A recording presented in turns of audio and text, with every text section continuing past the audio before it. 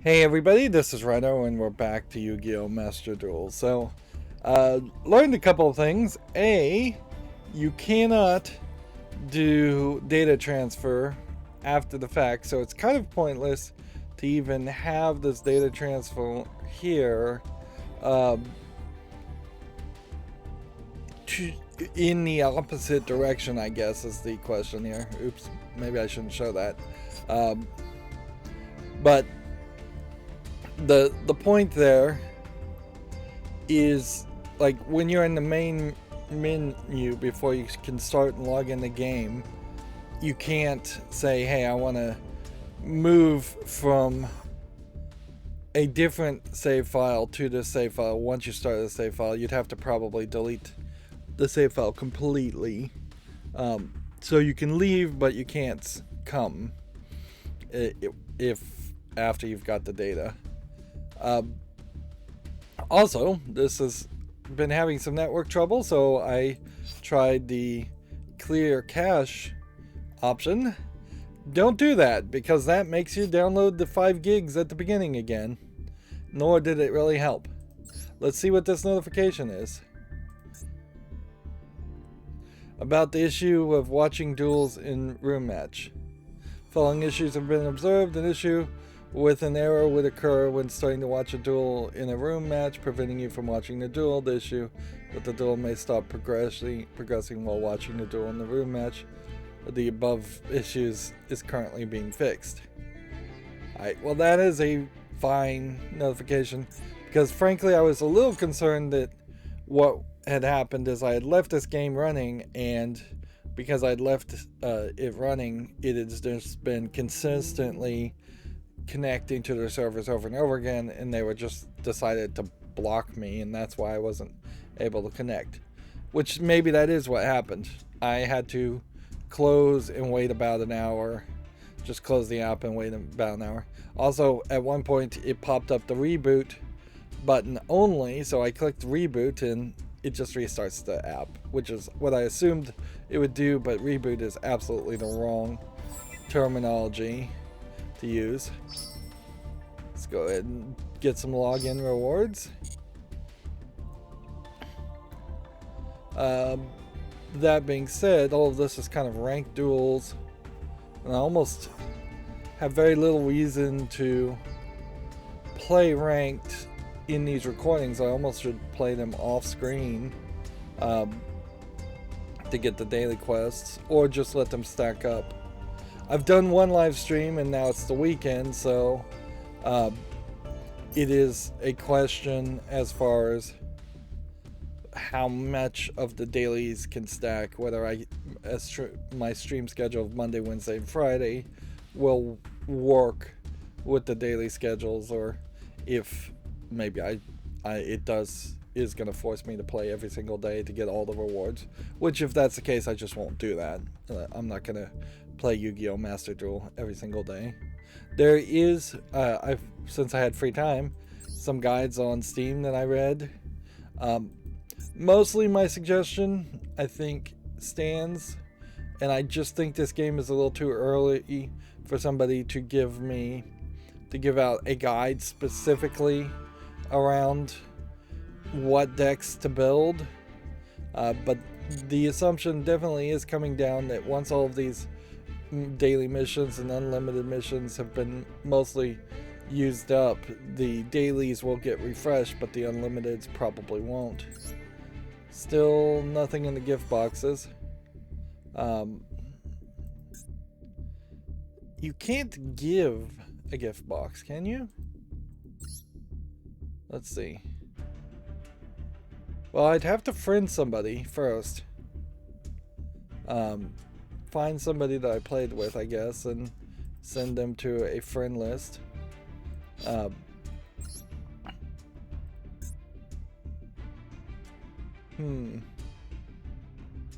this seems crazy.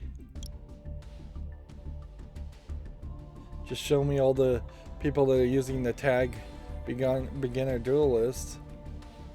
Interesting.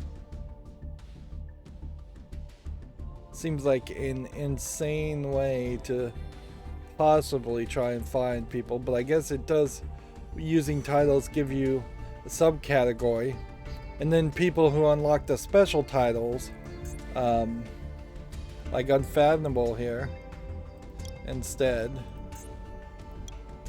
the number of people with just Unfathomable is going to be fairly small. Well, it says more than 100, of course, but relatively speaking, small. But that seems like almost like a clan tag the titles are being used as. So we have enough gems to have 600 for the next duel pass. As far as secret packs, there's really only 2 that are opened. And it almost feels like I shouldn't buy any more secret packs, because you can craft cards to get secret packs back. I have 5 of these. I want to wait till I have 10 to open that. So yeah, there kind of feels like there's not a lot of reason to spend a lot of gems after this initial burst of a couple of days, and you really should just sit on things and wait until these specials cycle out or new structured decks happen and you get those specific cards. Yeah. Now, one guy did definitely talk about how buying master packs is just like the worst thing you could do, and from their explanation that does make sense. So because everything that's in the master pack is also in even Stalwart Forces and Revival Legends, so Revival Legends as a selection pack might make some sense. And I don't know if I've actually opened any of these,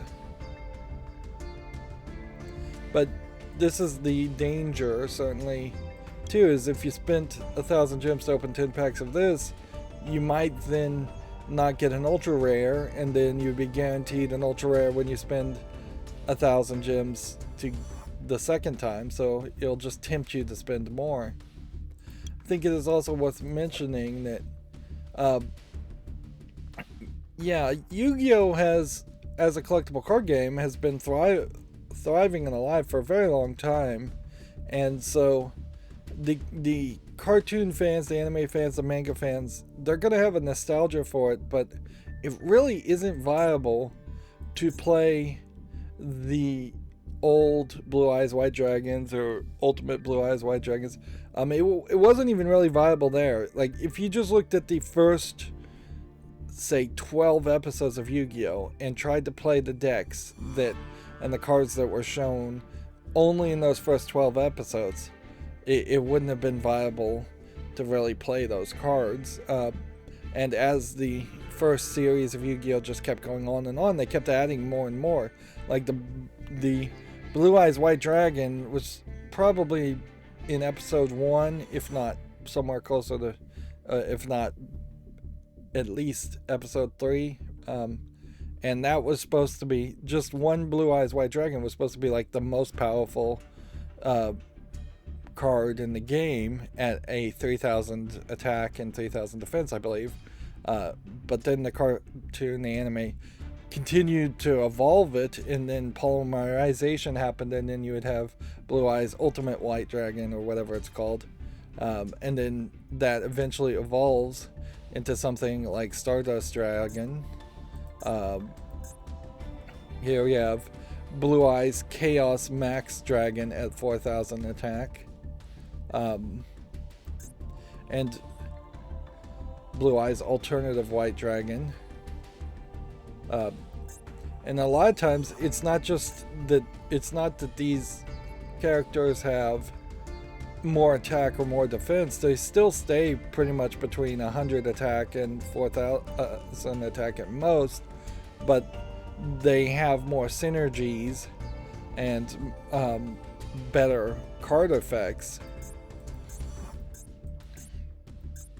So I would have to heavily encourage everybody to realize this game has evolved, and this is just not the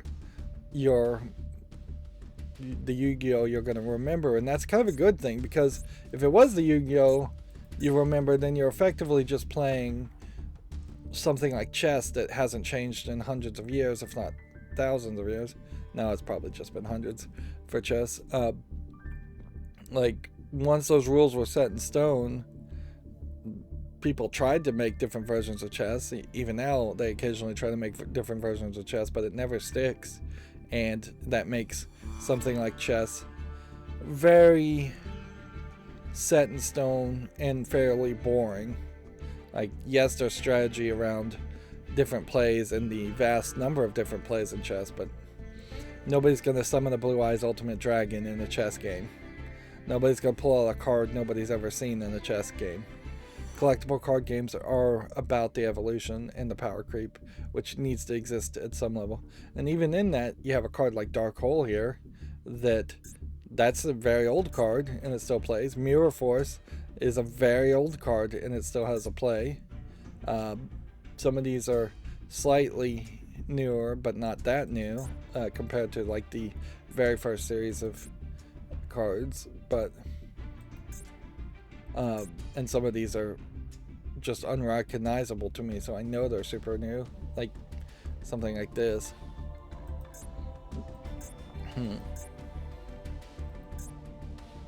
Sangin, for instance, very, very old card.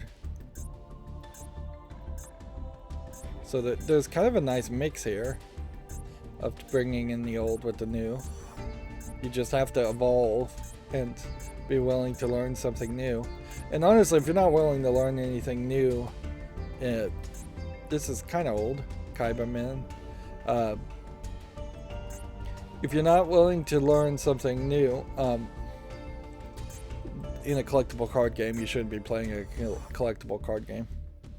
See, here's the problem with the idea of Yu-Gi-Oh being based on the old ancient Egyptian pharaohs using magic to actually trap monsters into giant stone tablets.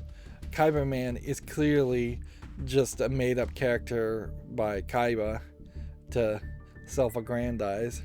So not all the cards represent ancient monsters, obviously. They would have had to add more. Plus, you see a lot of things that just have modern technology into it. So whatever the number of monsters that would have been trapped in those clay tablets in the backstory would have had to been way less than the number of cards. You have just Polymerization, very old card.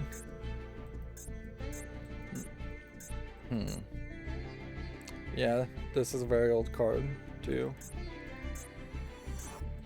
Honestly, these are the cards you should buy, now that I look at it.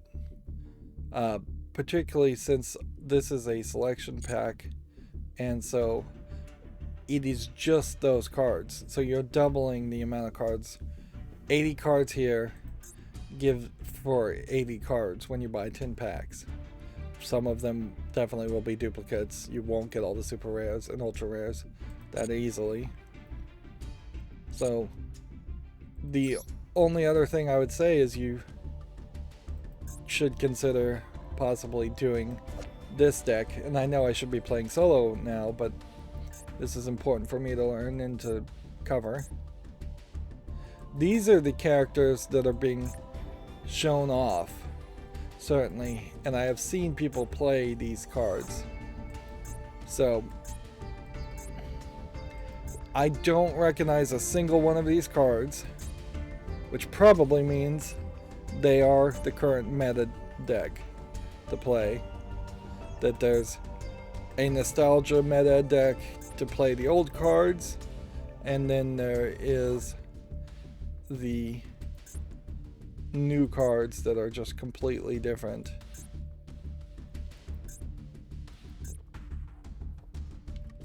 I do recognize Thunder Dragon, but that's the first card I've even seen. I'm seeing some cards here that look like variations on other cards. So arguably this might be just learning a little bit more than the other expansion.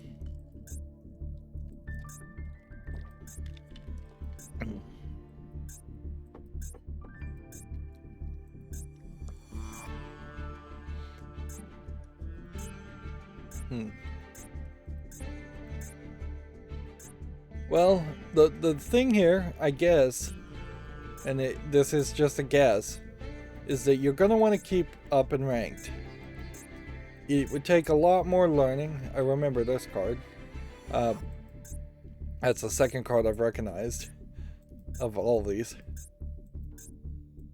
You're going to want to stay in ranked, so I think what you do is we'll want to hold 600 gems, but it doesn't hurt to buy 10 packs here. This is gonna, with some real luckiness, notice how it's connecting now when we're trying to make a purchase. This is when it should be connecting. And yet, it didn't connect.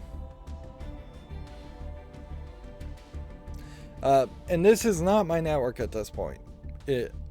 I'm fairly certain it's not my network. It's their network. And this may be the thing that actually puts a nail in the coffin of covering Yu-Gi-Oh! Master Duel. Is that if I'm getting to live streams and I can't actually connect to the game and play, you also can't change the server ever. So I picked a random state in the United States, and then I was going to try and change it to see if maybe that was the problem. Actually, this time it might actually be my network. Wow.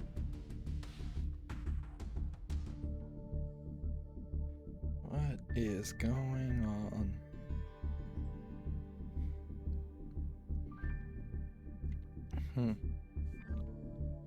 Can't even record a stream.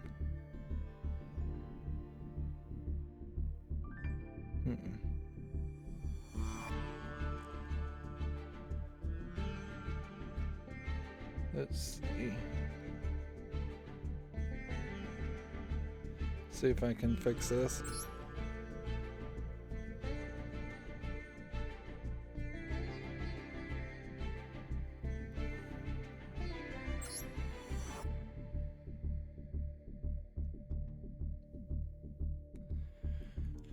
Well, maybe we can just play solo, but I really don't want to reboot at this point because I would be afraid that I'm gonna lose the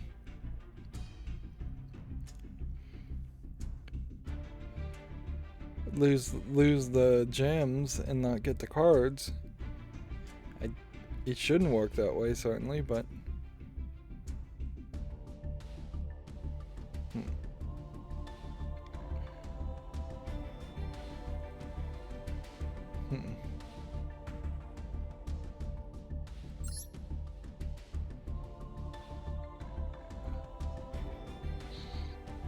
okay, well, I'm gonna pause the recording and hopefully this can be fixed, so I'll be right back. Okay, I'm back. Yeah, these little network troubles are driving me crazy, and this is not something that's happened before. Please don't feel like that's the case on my channel. Most of my content, first of all, is single player that doesn't require an always on online connection, but every other collectible card game I've played, Hearthstone, Magic the Gathering Arena, and Shadowverse, have had very consistent network connections. Seems like it's just a compounding error at the moment of my ISP going down for brief seconds, as I think they're just resetting their router, which arguably that means they're doing it just like the worst way possible, and they're not trying to maintain a long amount of uptime. Like ideally you would you would have one device ready to take all the traffic as a backup and switch everything over to the other device before you shut down the first device and update it and restart it. But this definitely feels more like they're just applying updates or doing maintenance and just resetting the router, and they just don't care how many of their customers that disenfranchises.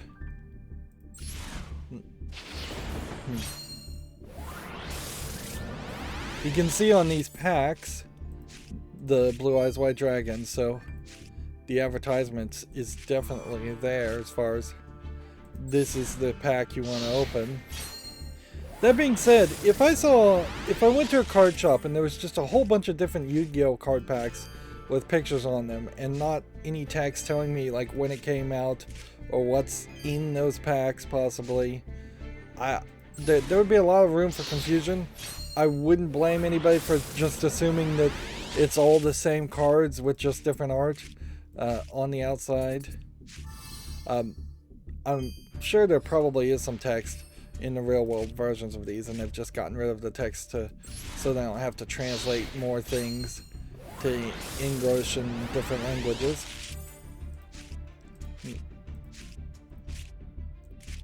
Now, what would be potentially interesting here is, since we're getting ultra rares and super rares that are then unlocking secret decks, we might find that there is a secret deck that is better to get these cards than what opening the selection packs. Although I question that, certainly, because you may very well be better off opening the selection packs. Oh, that's a new animation. Seems like that pack just evolved itself to a higher rarity pack. And that gave me a foil and I assume this is a royal version of that super rare.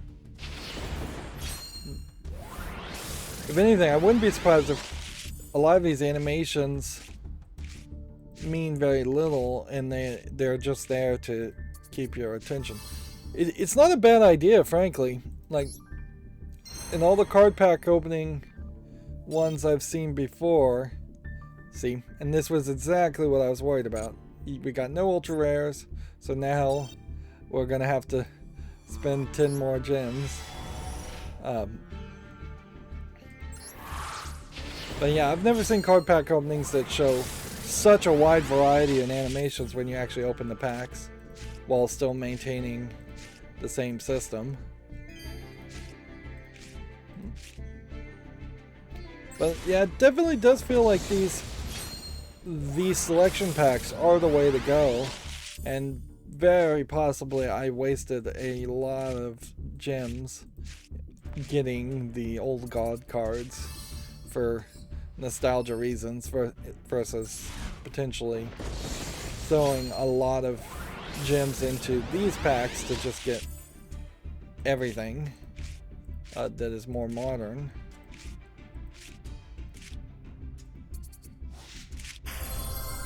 I still would heavily suspect that we aren't going to get a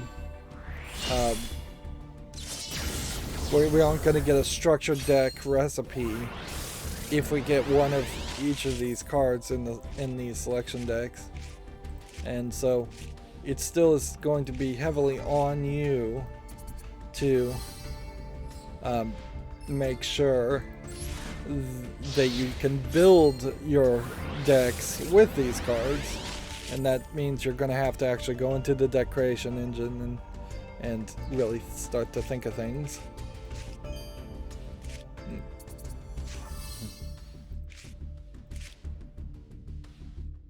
Yeah. I am seeing cards that I wanted pop up here, and cards that I understand, so I know how to play them. Had I chosen the other selection deck and gotten a whole bunch of cards I didn't understand, then I would have to do a lot more education and learning. Arguably, that might be part of the good/bad part of Yu-Gi-Oh! Is that you may very well just have to resolve yourself that sometimes when you're playing Yu-Gi-Oh! You're going to have to just take the time and read the cards that your opponent is playing against you to figure out, or read the cards that you have and make sure you know how they work, which can create a slightly longer game, but still not really as long of a game as most other collectible card games. I don't think you could make a fun, quick, like 2-minute on average collectible card game. At a certain point there, you're just playing war, and arguably maybe there would be an idea of taking something like Yu-Gi-Oh! And saying, we're going to let you play war with a deck of 40 monsters, and those 40 monsters, their effects don't activate, and it's just attack versus defense. You could even potentially have some trap cards or spell cards do something in a version of war using that.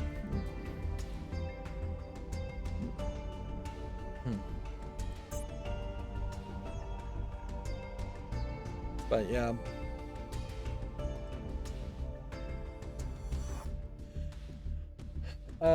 Okay, so we're now down to 18. And the new ones we just opened, if we looked at the feature cards here for the Scrap Iron Soldiers, we don't really have a lot, but we have some here.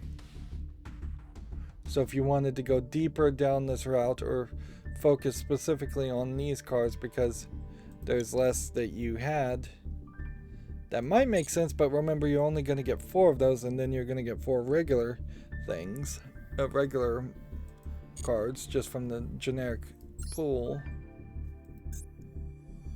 So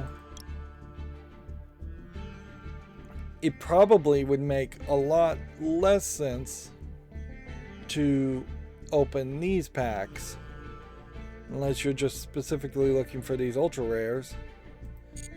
And even at that, it still may not make sense that way. You probably would only want to do something like this, where you only have 3 cards out of that.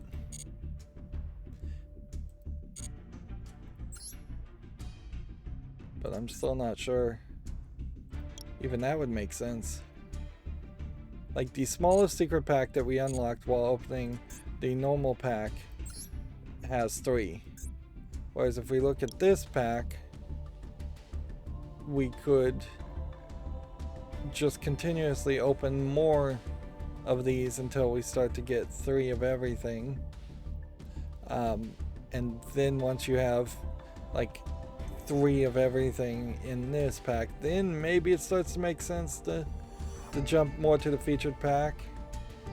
But I would say you could probably buy 20-30 more packs of this, looking for these super rares and ultra rares, before you would even begin to start to think about getting away from this expansion. So over the course of however many gems I can actually get, I'll probably focus on this, then probably shift my attention to this, unless there's a secret pack that fills in some more gaps. It probably would make more sense to look at the secret packs and fill in more gaps that way. Anyways, this is supposed to be a solo thing, so let's do 2 things here.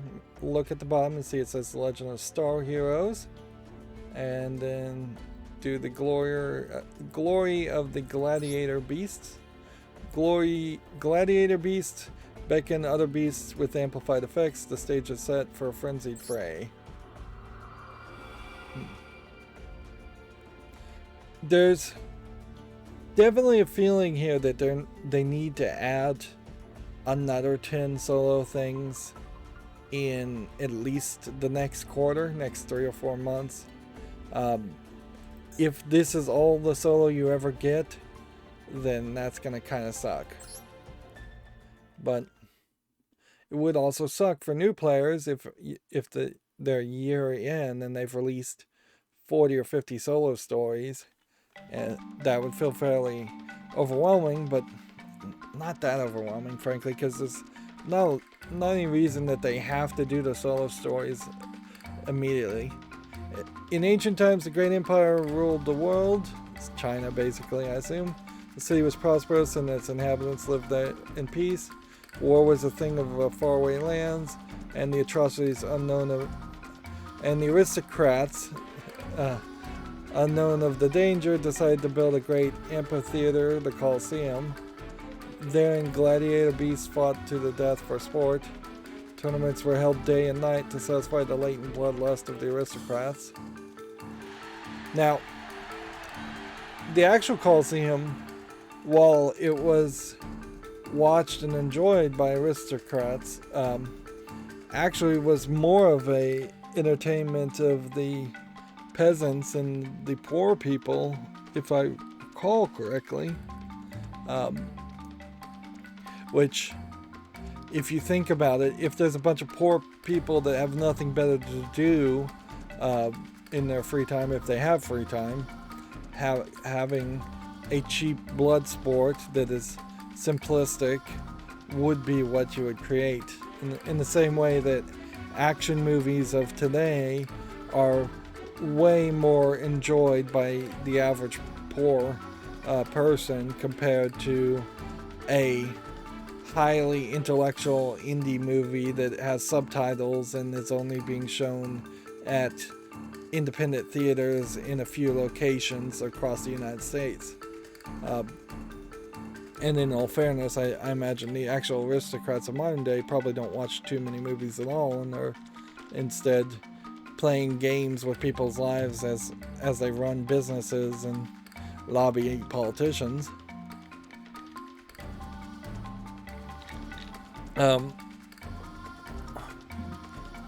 Long live the Empire, salute the dying heroes. At the blast of a horn, a fierce battle would begin, in which beasts would fight with claws, fangs, and any weapons available. This is really busy visually. A lot of brown and gold here. At the Colosseum, those who captivated the crowds were lavished with praise. This spurred on the gladiator beasts, who risked great peril for the spectators' cheers. The Empire enjoyed the very height of prosperity, but a small spark would set it on the path of to destruction. And with the decline of the Empire, the frequency of fighting tournaments decreased. A little fire effect. It's almost like an experiment. Should we have fire effects in our game? And then you have nothing. Just absolutely nothing in the background. Is this a glitch? Or is this intentional? And if this is just supposed to be black, why is it still doing these weird little spots here? It just seems like an odd visual glitch. Yeah. The aristocrats sealed the Colosseum for eternity for fear that the gladiator beasts who lost their battleground might revolt. Many years passed since the fall of the Empire, and the Colosseum decayed over time. But one day, the ground with faded bloodstains shined, and the gladiator beasts appeared. Among the seats long empty of spectators, the starting horn once again echoed. Long live the Empire, salute the dying heroes. I guess this is a chant. Inside the Colosseum, framed by the decaying city, The gladiator beasts fought once again, and in jubilation of their heroic travails, the cheers of the aristocrats could once again be heard. Again, that feels like that is very much being translated from Japanese. Feels very rough.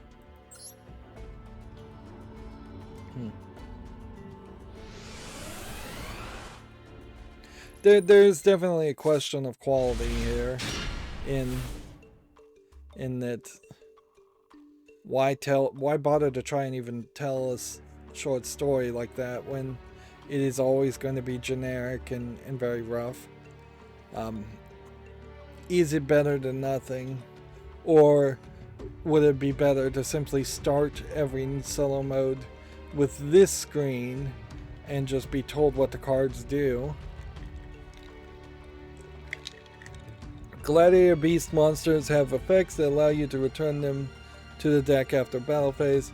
If they battle, then special summon a gladiator beast from a different name from your deck. The special summoned gladiator beast monster allows you to unlock even more of their effects. Moreover, you do not need polymerization to special summon gladiator beast fusion monsters. You can simply special summon them by returning the necessary monsters on your field to the deck. Cool, cool. So let's see how this works. It's going to place the Colosseum. Place one counter on this card each time a monster is special summoned from either player's deck. All gladiator beasts gain 100 attack. I guess we can't even look at the cards if we want to. Start by activating the continuous spell Gladiator Rejection. I didn't read that first sentence. Yeah, there's definitely a possibility here where you could just like not read anything and it still would work. Your opponent cannot target Gladiator Beast monsters you control with card effects except for during the battle phase. If Gladiator Beast monster is special summoned from your main deck, except during the damage step, you can special summon one Gladiator Beast from your deck with a different type from the monsters you control in defense position. You can only use this effect of Gladiator Rejection once per turn. Summon Gladiator Beast Hopomulus. If this card was special summoned by effect, its original defense becomes 2400 at the end of the battle phase. If this card is attacked or attacked, you can shuffle to the deck and special summon one Gladiator Beast monster from your deck except for the same one. So summon that. Now we'll try special ways to activate the Gladiator Beast effects in main phase 1. Special summon Test Tiger from your hand. This is, I guess, not technically a Gladiator Beast. It's just a beast effect monster. If you control one Gladiator Beast, you can special summon it from your hand. You can tribute this card to target one face-up Gladiator Beast you control, shuffle it into the deck, and special summon one Gladiator Beast and treat it like a special summon. Test Tiger can return it to itself and special summon another one of your Gladiator Beasts to utilize its effects. Activate Test Tiger's effect and special summon Gladiator Beast Bestiary. Alright. I imagine they're going to make this fairly easy on me too, and give me only a few things to select from. Actually, no, they've got quite a collection of things to select from, and again, you can't click on things and look at them without it complaining.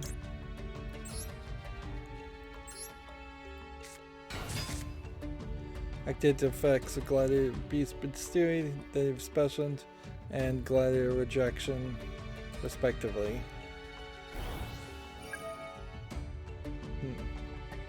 Select a card to destroy.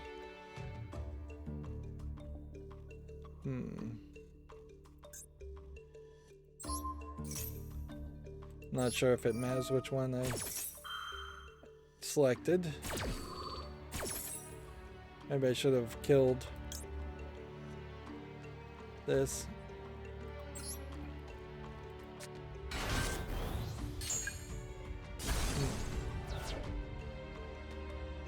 Now, there are now 2 Gladiator Beasts on your field. Return those 2 monsters to the deck and special summon Gladiator Beast Geyseris from the extra deck.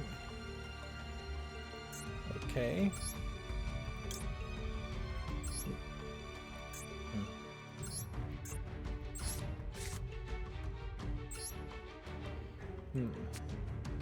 This is one that could be in one of these special shared spots. Destroy 2 of your opponent's cards by activating this effect. That one. And then, yes, that one. So it didn't matter what you would have destroyed. Okay.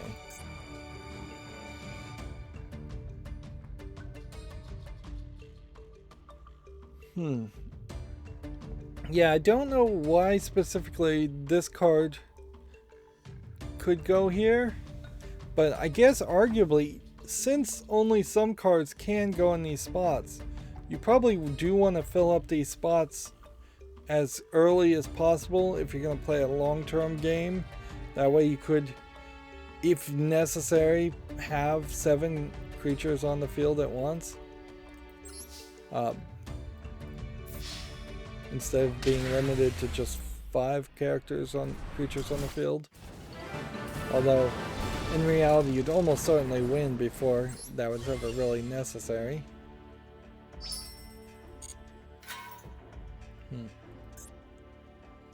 Let's see. Pause now, I guess, if you want to read this. Seems like this solo story also is just giving us more of these resources, which that's helpful, but all they're being used for is to unlock gates and do the more difficult duels.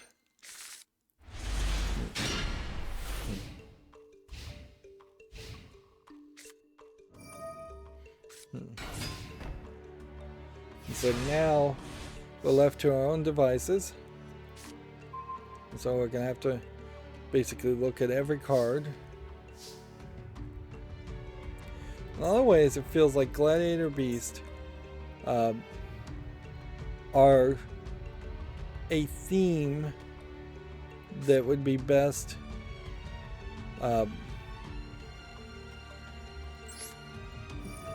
best described as a way to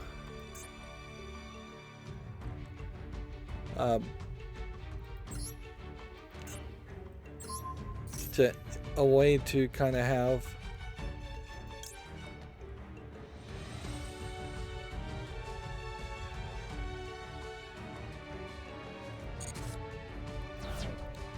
okay. Yep.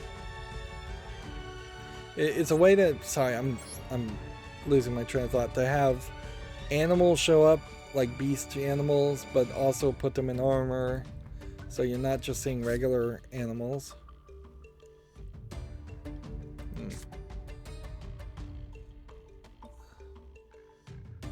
Let's see.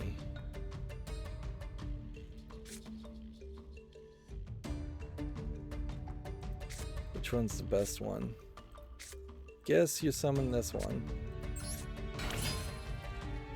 Okay. So, what I want to do is go ahead and attack with this one first, then this one, and then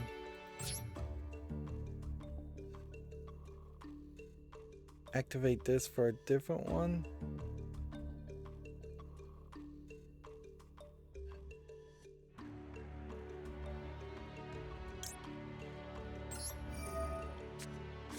I don't know what I'm specifically looking for here.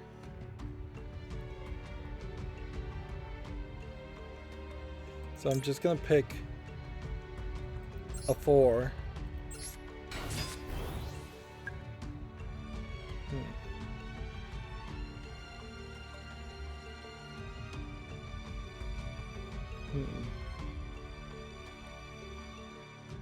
Activate this effect. No, I don't think we even need to activate that effect.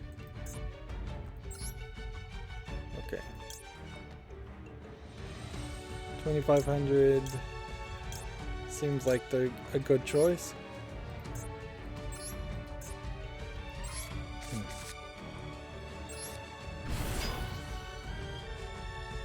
See that? Automatically placed it there.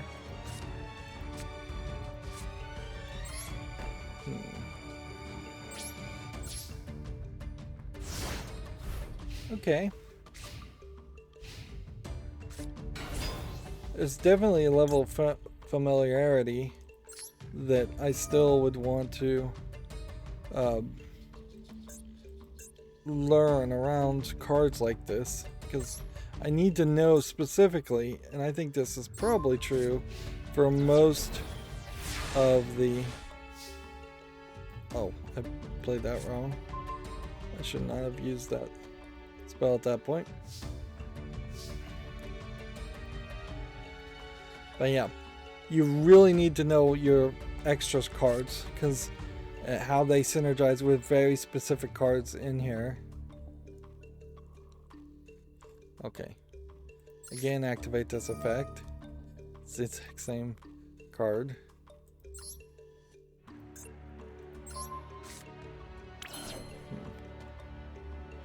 Okay. Then we take the next biggest card. And then we go into attack mode.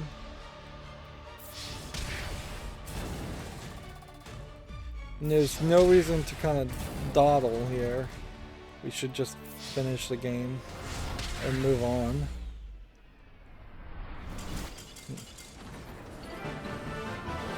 If anything, this solo story might be particularly easy.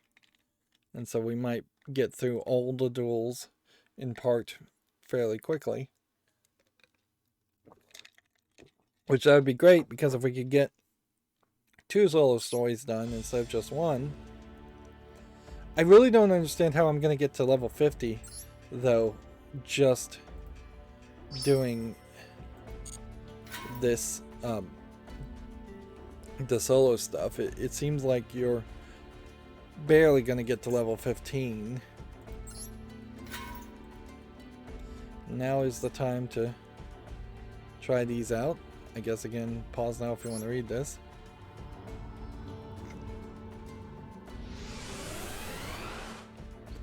So now we should have a slightly stronger loner deck. Oh, not that the weak one was particularly weak. It probably would get a little crazy if there was a way you could categorize certain decks into more tiers than just a weak starter version of that deck, and then a mid-tier version of that deck, and then like the ultimate version of that deck. Alright. Just activate that now. Go ahead and set that now. Set that now. Summon this. Special summon this.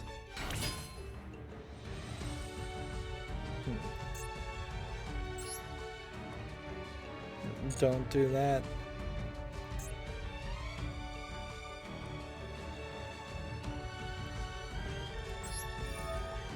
Let's instead do this.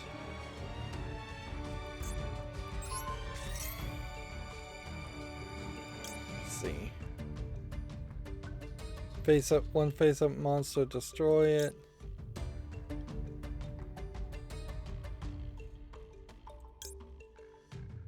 One spell trap card and destroy that.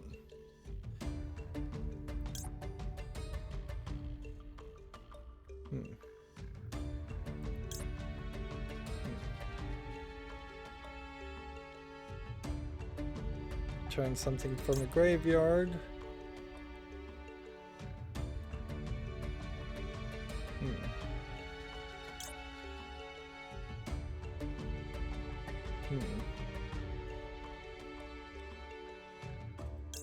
Just looking at all of these.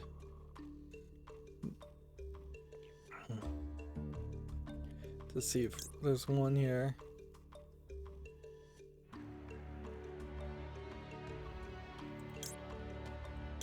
This one changes the attack target to this card. No, that's too complicated.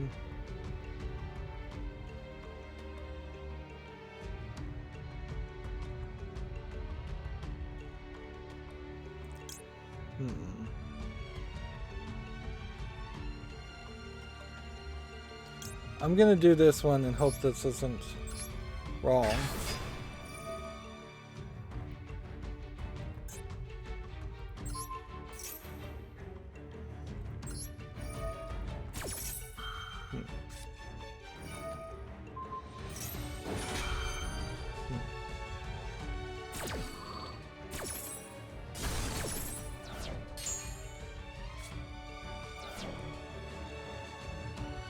Okay.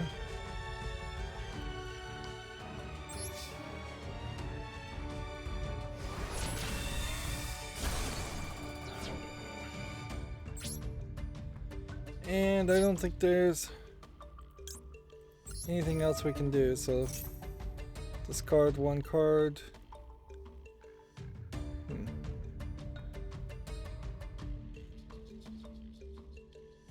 No, we don't want to discard a card. So instead we shuffle a deck.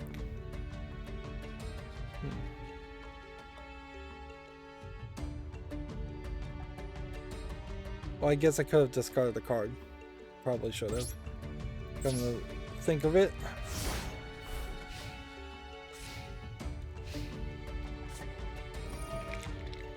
Which just does mean I should have kept some of these trap cards in my hand.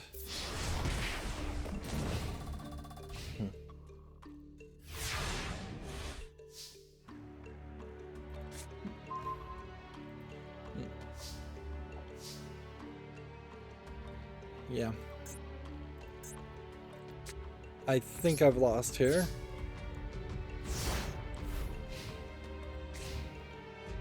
I had a good couple first two or three steps, and then I should have discarded the card to keep it alive on the field.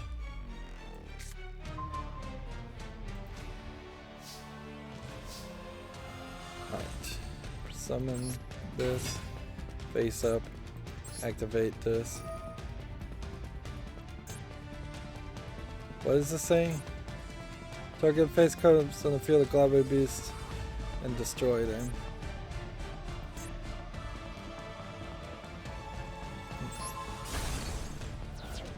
So I destroyed a card.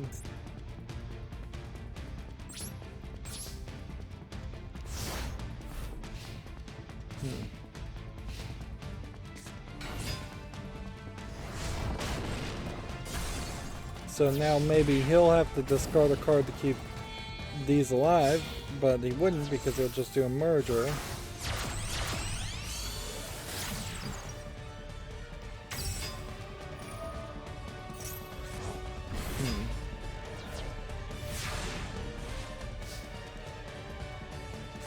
I've just got nothing. Activate this effect. See. Take this card. Summon this. Nope, that only works if that was special summoned. I've lost.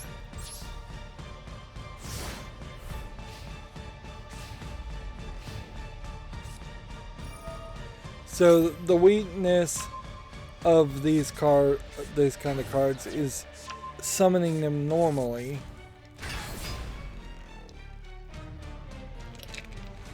I mean, sure, why not? Don't think this is gonna save me, but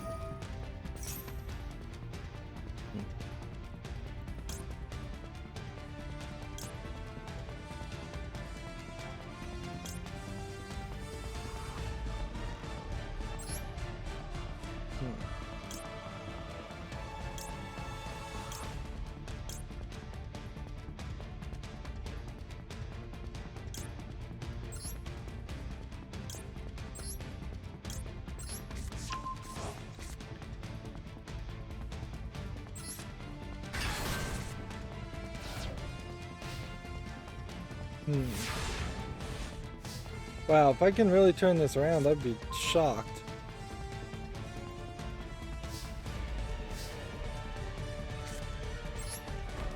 I would be utterly shocked. Alright, cannot be destroyed by battle. If this card attacks or attacks your opponent, cannot activate cards until the end of the damage phase. At the end of the battle phase, if this card is attacked or attacked, shuffle into the deck, special summon 2 gladiator beasts from your deck. Let's see what happens here.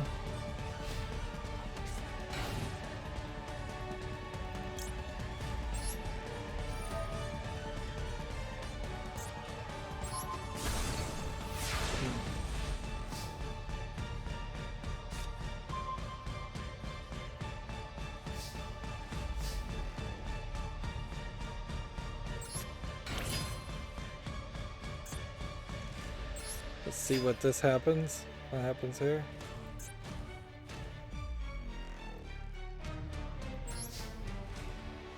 If this has a lot of defense, I could lose here. Or I could just have a direct attack. Wow, if I really turn this around, I will be shocked. Right. Activate this effect. Activate this effect. Yeah, let's activate this effect. When this monster. Activate that, sure.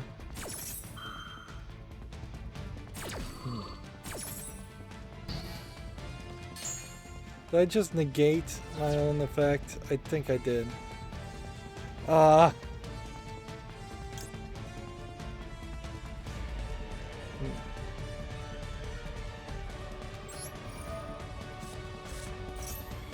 I literally just negated my own effect.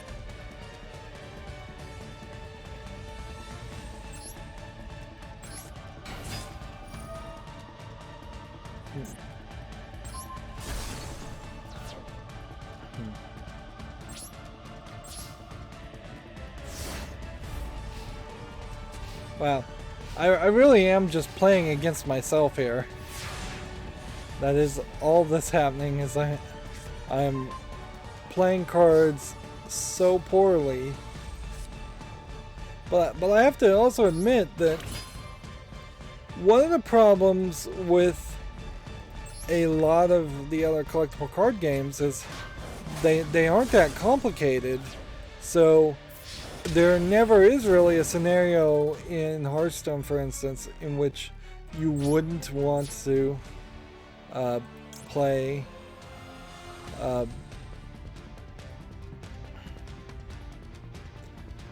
you wouldn't want to play a card, where there definitely are cases now where you would want to say, hey, let's not play that card yet, or don't play that card in Yu-Gi-Oh.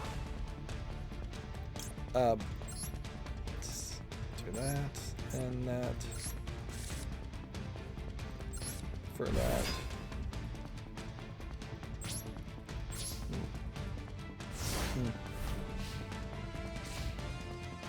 Yeah. A negative consequences due to misunderstanding your cards is something every collectible card game should really strive for. I would say, except for like ones for kids like Pokemon. Yu-Gi-Oh! Really does kind of straddle that line though, where Yu-Gi-Oh! Is actually for kids too. So it's just that they're slightly older kids or Japanese kids who would understand the rules and be able to follow the rules a little bit better. I'm a little shocked I won there. Yeah, there's probably enough room in the market for one Pokemon for little kids, one Yu-Gi-Oh! For 12-year-olds to edgy 16-year-olds, and then one Magic the Gathering for older kids and emotionally stunted adults. I jokingly say, but only half jokingly.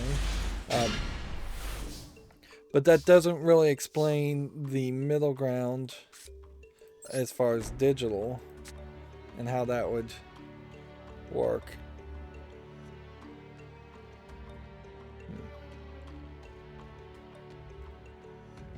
Alright, well, this looks like we could special summon something really big and good. So let's start with putting this on the field, activating this, and then discarding this. Face up attack position. Okay. And I think that's all we can do at the moment.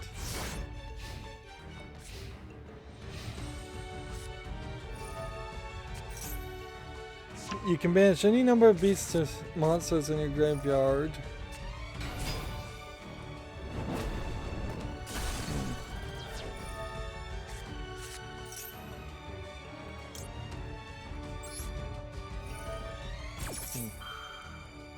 Yeah, I don't think I played that right. Let's see. This card special summon target one Gladiator beast in your graveyard, special summon that target. When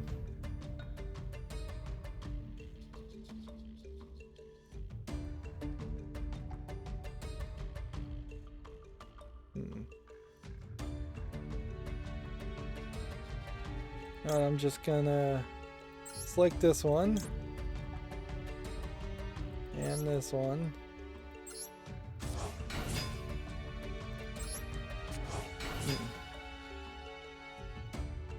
And then that is going to give me the ability to then summon this and this.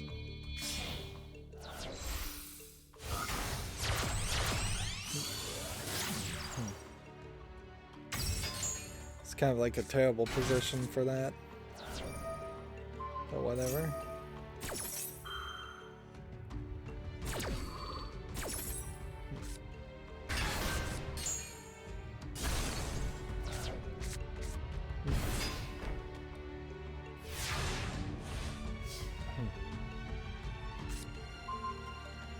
Guess we'll see what else we can do. Set this. Summon this.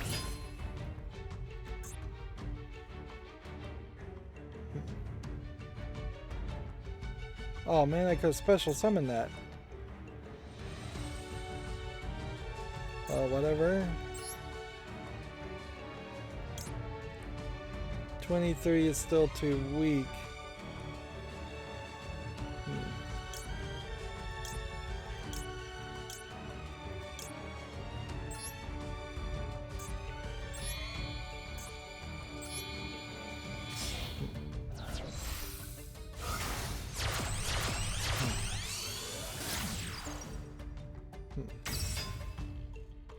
Yes.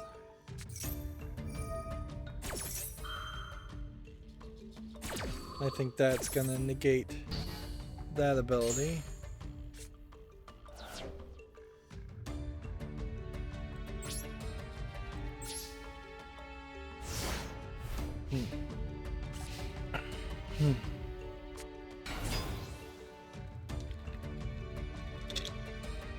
The question here definitely is going to come down to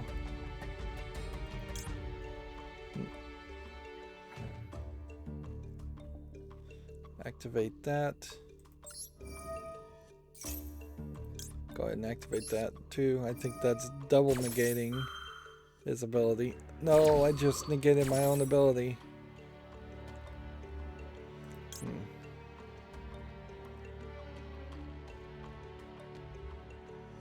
Banish things to special summon things.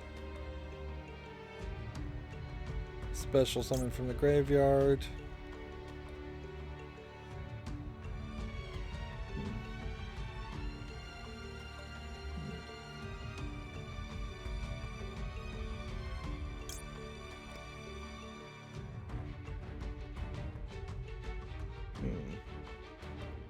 Its descriptions are just too long.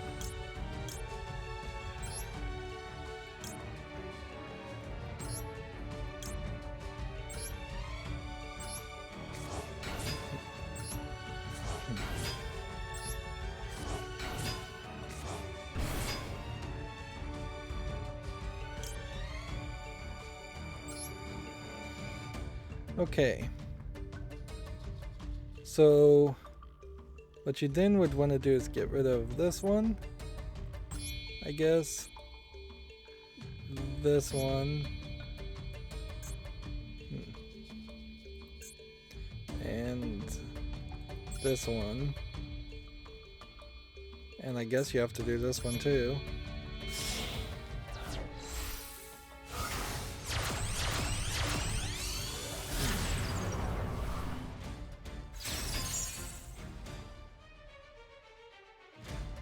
Then what else do we want?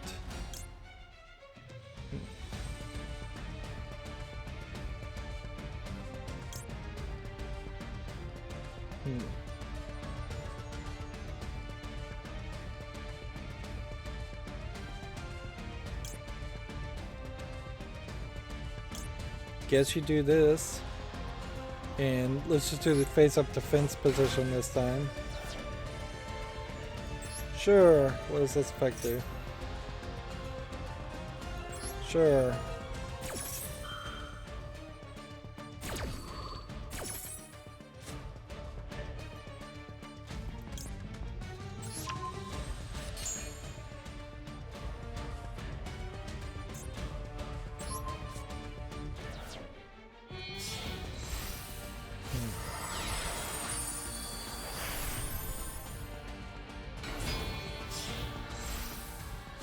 So they're doing some very different Zodiac style of gameplay here.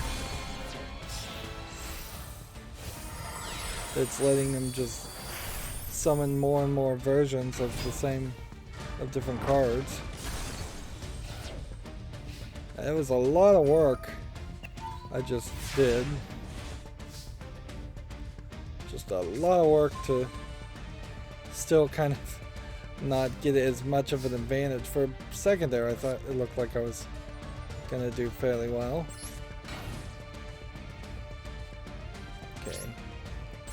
Move on to battle. Go ahead and destroy that. In the turn.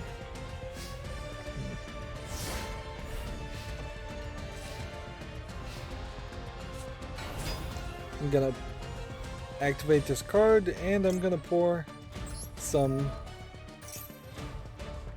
Let's see.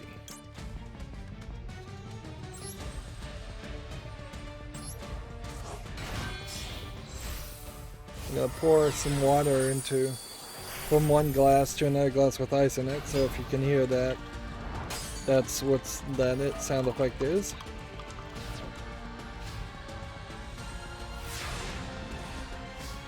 Yeah, I've been fairly sick lately, and I'm just now getting back to my normal mass consumption of water. I feel like if I do that, then that, then do this, 1700. 2300, 3000. Can I do that? This one and the other one.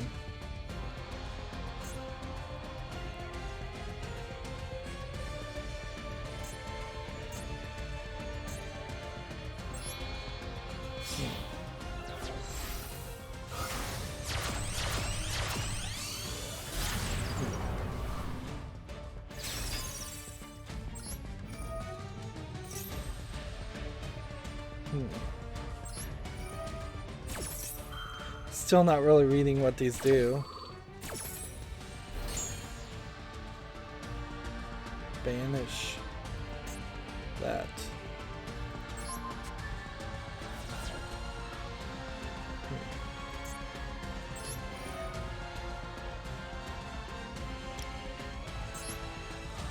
banish some of these weaker cards, I guess.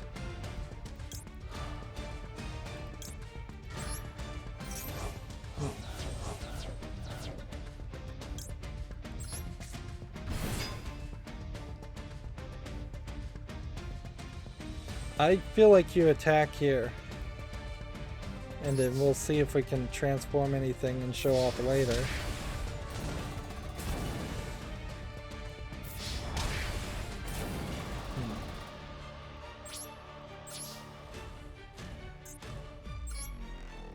Let's see.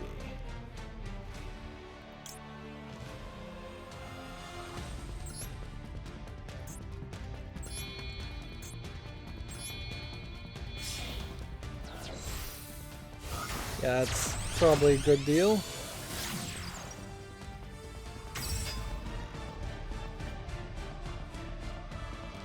And still, without reading these effects, we'll go ahead and just add something to our hand.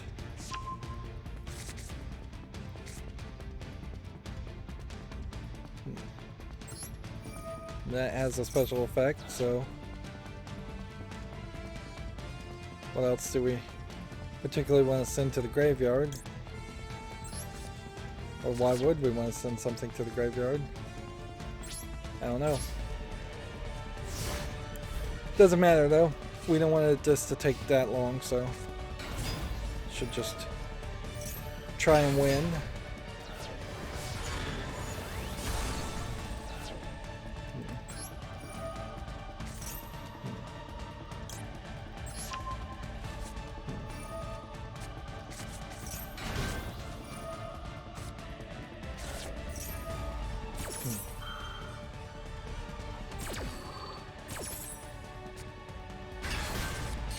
Unless they move this to a defense position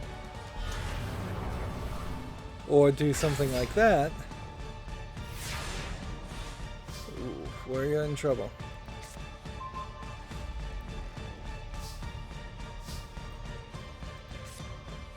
Hopefully this works.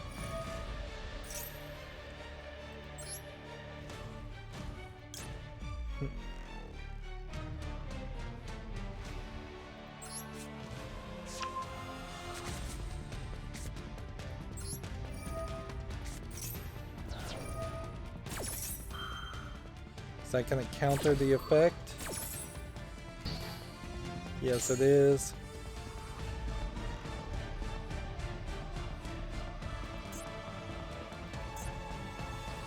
I don't think this guy can go in defense position even.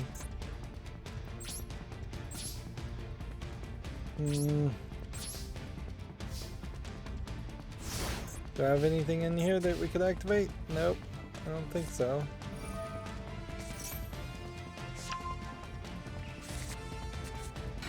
Yeah, he may just have me painted in a corner here.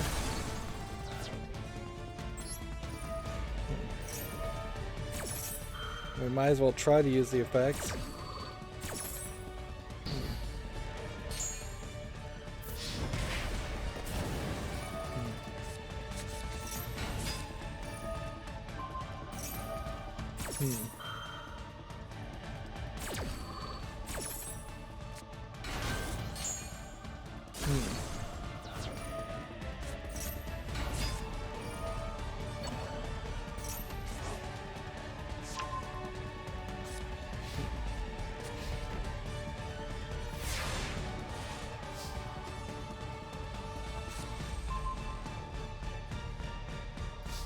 Well, that's gonna be it for me. So, in the turn.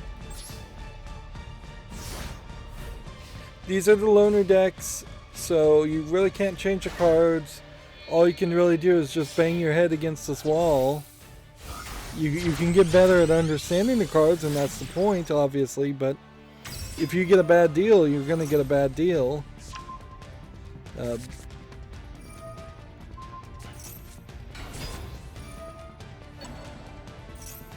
There definitely feels like there should be something here that plays along the concept of, like, really plays along the concept of having a reason to do the solo missions more. These solo duels in particular, if there was a way you could just grind at them and they'd give you 50 gems always after this first initial victory, that would be nice. Because I could see, after you do all the solo stories, wanting to potentially go back and play those games again and just practice more, but then not really having a motivation to do that, instead just being pushed into practicing by playing ranked, which maybe that is the better way to do things, and just have people practice by playing ranked.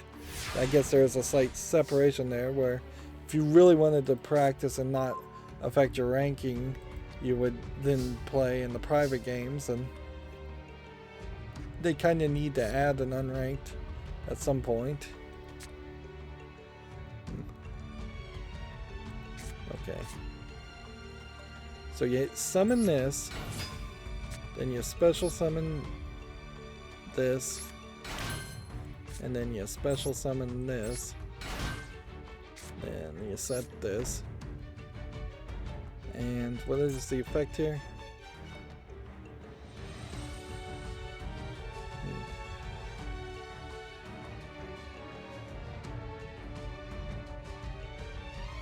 So this would be like, you activate this effect to send this back, and then what we want is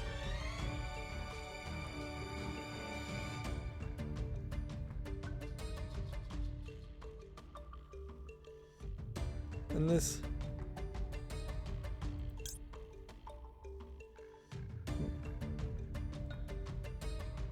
let's see, target one trap card. We'll start with that one.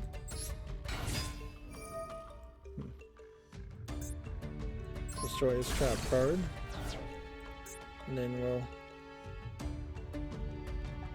let's see, if we activate the effect and send it back, we can't do the special summon here, so I think we'll take the special summon here. Well, actually, no, we won't. We'll instead activate this, send this one back to the deck. Hmm.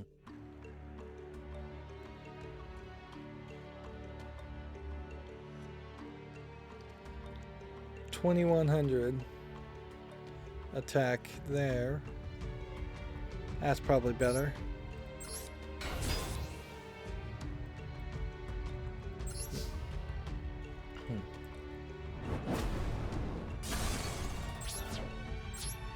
Trying to play a little bit more careful.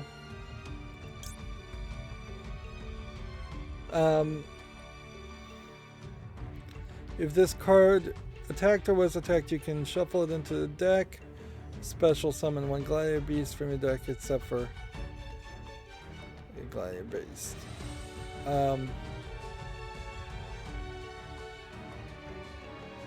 Just say no. Just don't activate that effect and just keep it where it is. It's a you can phrase, not you shall. Shall means you have to do it. At least when you're talking legalese. Maybe not so much in Yu-Gi-Oh terminology. Right.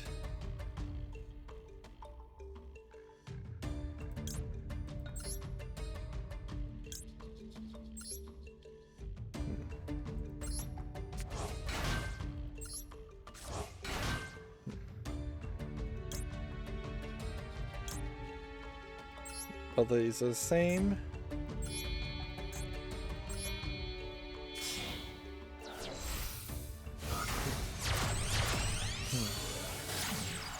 And so ideally, I need to turn off the auto positioning because it's not smart enough, because it should have put it there instead.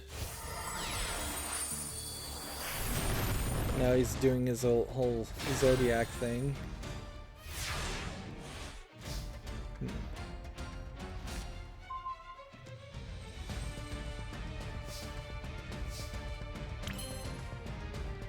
Okay. Special summon from your hand. Sure.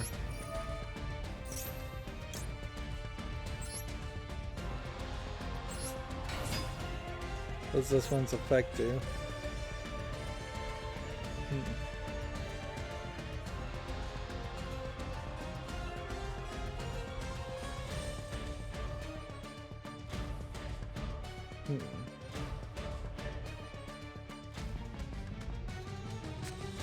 This could tribute summon.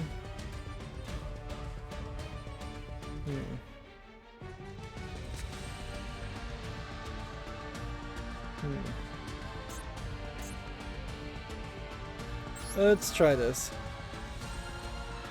2 cards. This one and this one. And then 2000 looks to be the highest attack.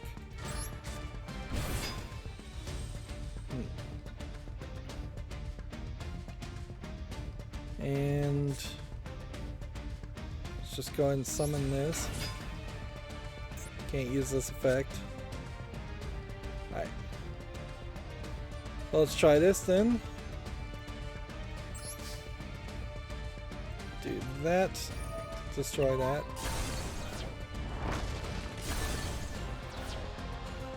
Do that to do damage. Go to main phase 2. Sure.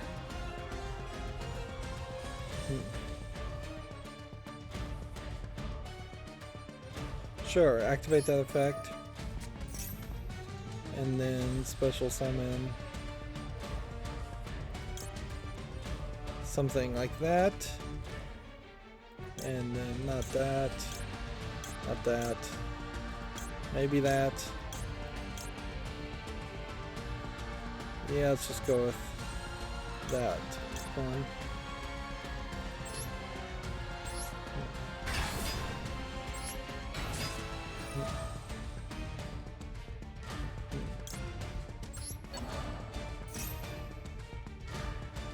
Sure. Am I negating my own thing again?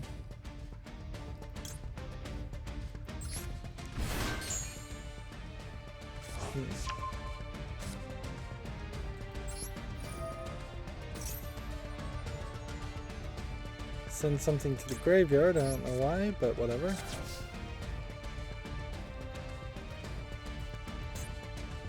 What can we special summon now at that level?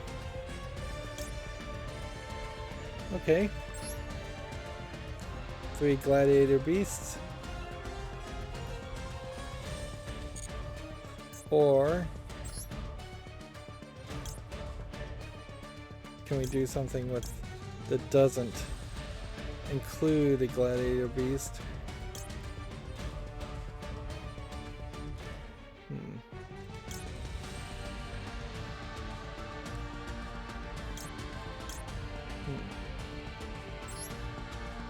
Yeah, sacrifice that, sacrifice that, sacrifice that, and then sacrifice that.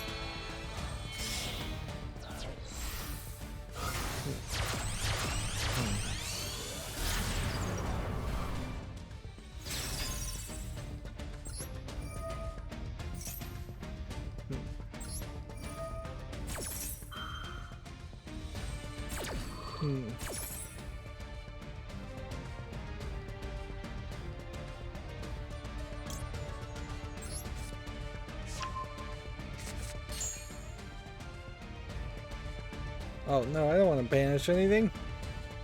Seriously?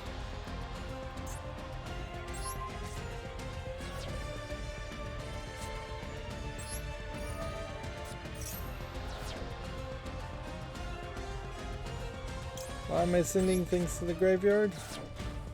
Still don't understand this. Half of those effects, again, I hurt myself with. If I hadn't banished, I would win this next turn, potentially. But I'll be 100 short.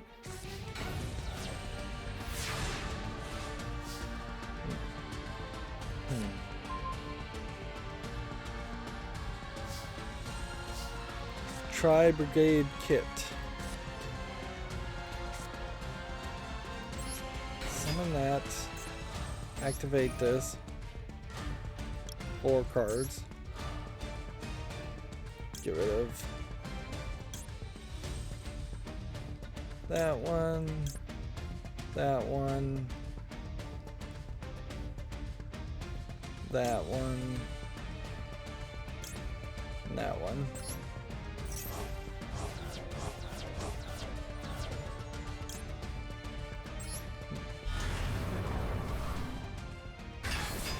Now do activate that ability to banish this card. Alright, well I should be able to win now. Let's see. That. And then that to leave it down to 100 to then do a huge amount of extra damage.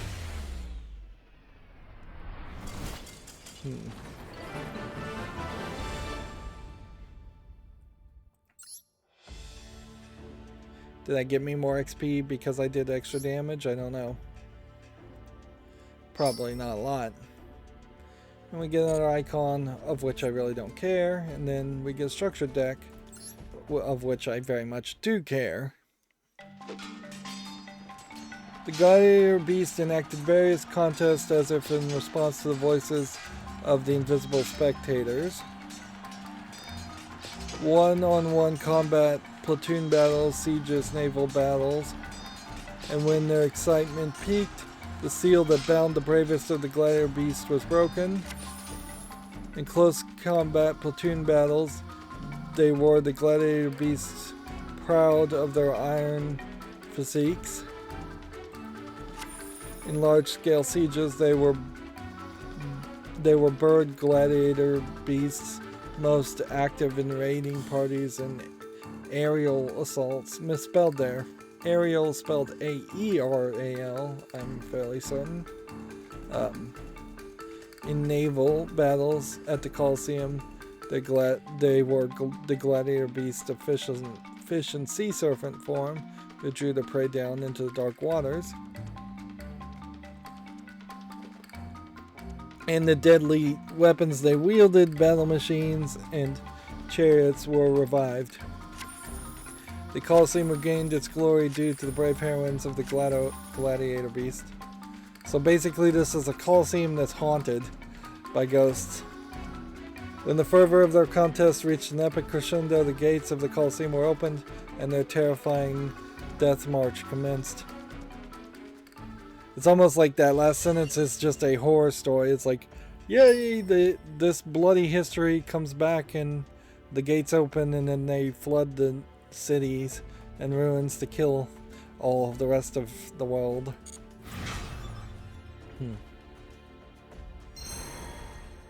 Well, we found a new card pack by clearing that, but we really don't have gems to look at it.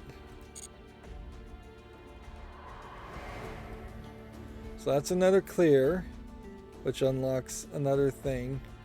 But the Legend of Star Heroes is still the one at the bottom. So we don't want to lollygag too much. But I think we'll try to do the solo and go a little bit longer. Finding a secret pack got me 100 crystals. Then getting 8 of the 10 has gotten me another pack. And that's it.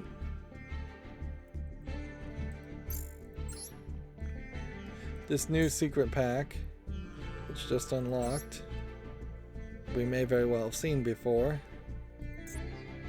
It's another booster pack. It's not a terrible one to potentially consider using though, since I don't have that many cards. The thing, though, is there's still just going to be a ton of cards that you'll never have, or you're highly unlikely to ever have. If anything, Yu-Gi-Oh! Has the opposite problem that Magic the Gathering actually avoids by making every old card forbidden. Yu-Gi-Oh!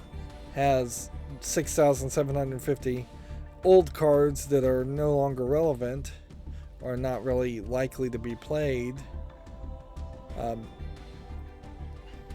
Imagine how this might have gone if Yu-Gi-Oh! Was a brand new game and they let people make their own cards within some level of limitation, because that's effectively only a few steps away from what Yu-Gi-Oh! Actually is that there's a art style or a character type for every fetish and thematic trend that you would think about, or concept. Although they all still have kind of a weirdness to them also. This guy is apparently two puppets connected by their hair or working together to carry a rock between their head, and I don't even know what that's supposed to be. But yeah, you could have 1,000 people in the room, show them every single Yu-Gi-Oh! Card and tell them to pick their favorite, and you very possibly might have 1,000 different favorites, particularly if you eliminated some of the cards that are highlighted in the cartoon. And there almost certainly are more cards than in Yu-Gi-Oh! The card game than there were ever shown in any of the cartoons combined.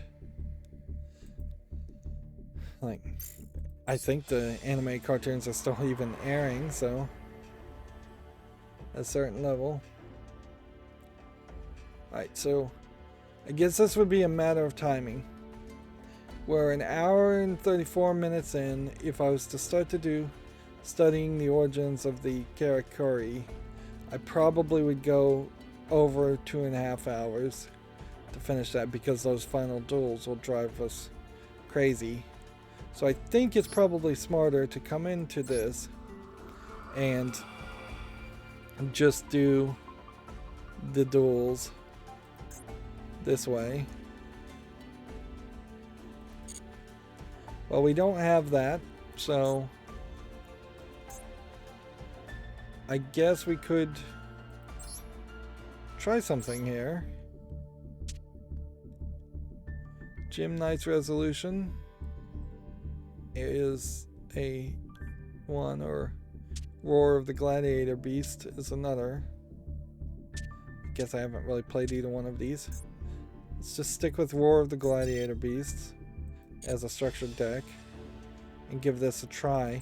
And honestly, we might want to just jump around if it feels like we can't pull this off. Actually, this should be fairly easy. But it does definitely feel like there may only be enough resources in the solo to unlock the gates.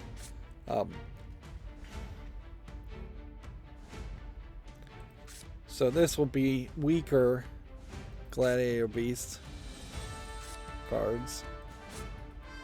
Alright.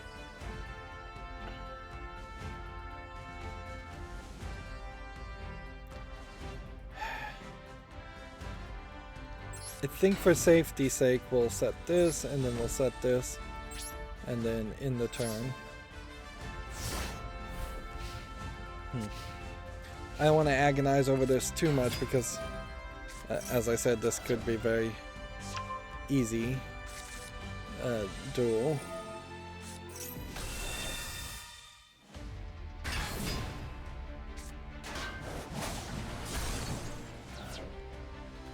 Yes. Now we want something. Disc Sparge summoned at the end of the turn. Turn it to the hand.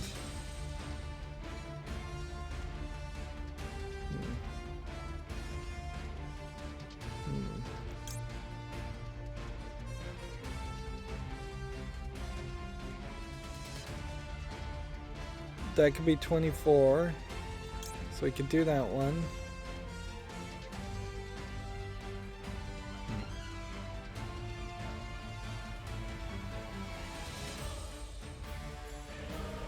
Yeah, this is the only thing we can really do.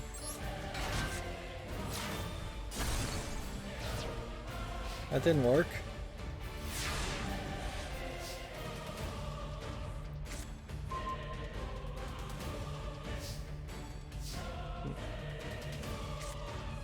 Okay. So original defense becomes 24 is what that should have been. Why did that not happen?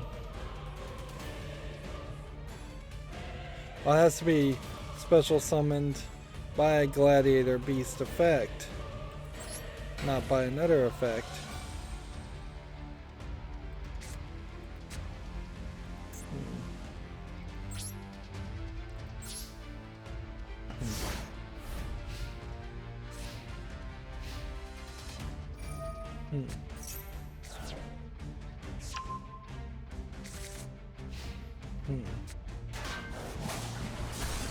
So,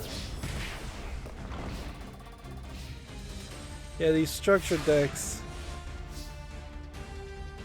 are frankly a little misleading.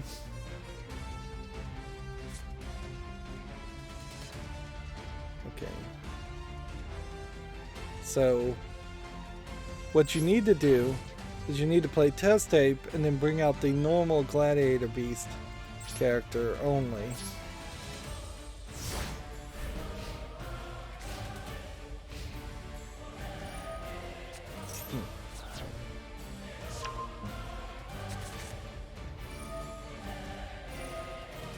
I think that's what you want to do.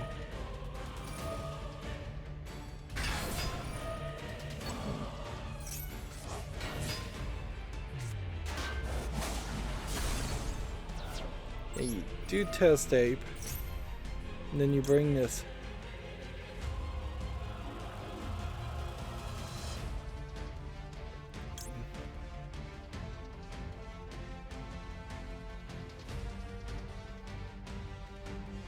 And then we needed to have put this on the field.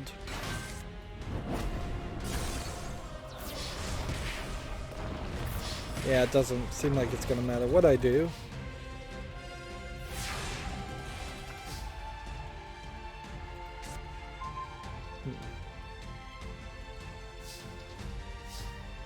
Okay, we need something with a lot of attack.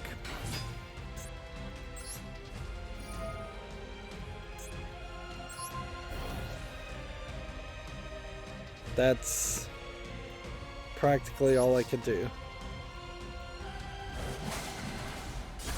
So even at that strategy, it probably wasn't going to save me. In fact, return that shuffle, come out, and then do this.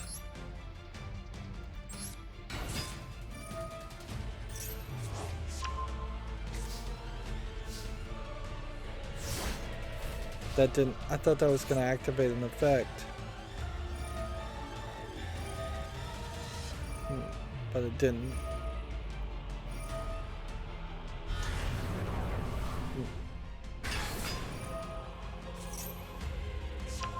So I need a deck that would really stop him from putting things in his graveyard.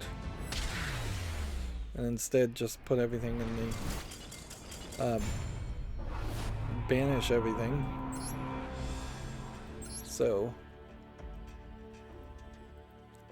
what would be a good deck to use with that? Let's try this Gym Knights one.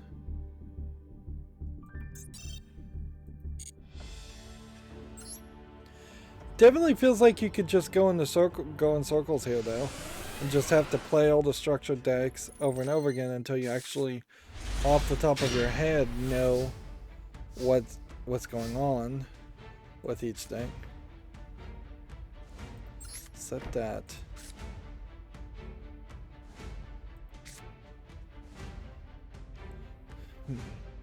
During your main phase, you control one this face-up card to your hand during damage calculations. Causes attack you can Summon normal from your hand to the graveyard and to gain defense.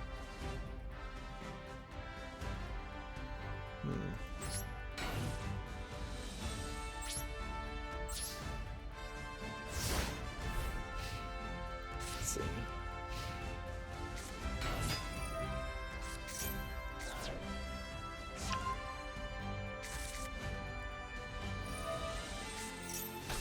So if I'm gonna tribute this card,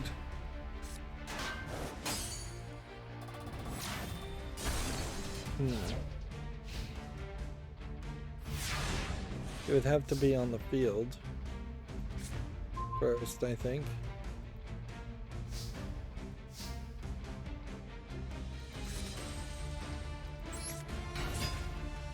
$1,800.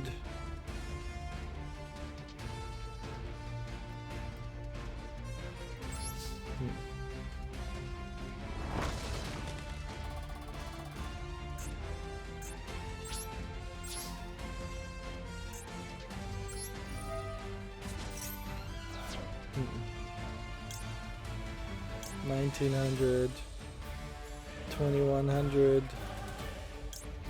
$1,600.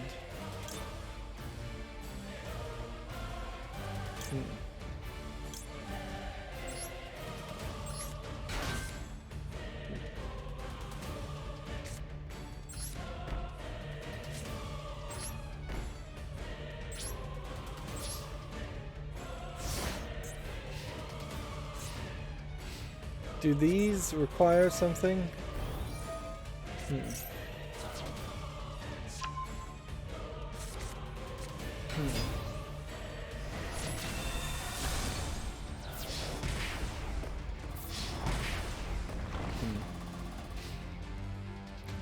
Yeah, I need to remember which structure deck, if I even have that structure deck, was around the idea of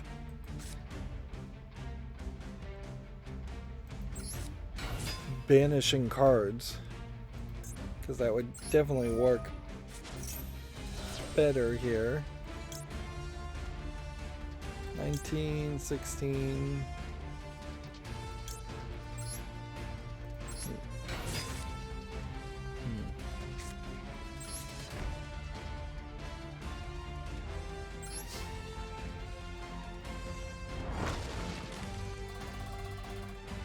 These guys just don't die.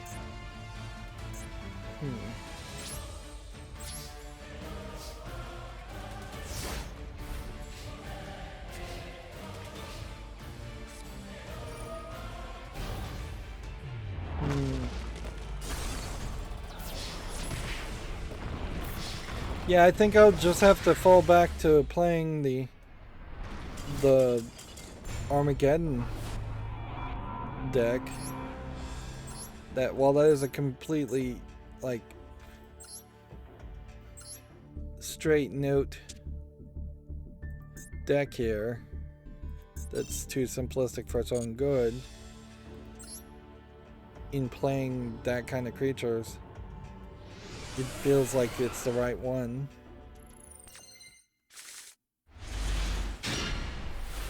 At least this is simplistic enough for me to know how it goes. Okay. Activate the effects of Sonic Burn. And then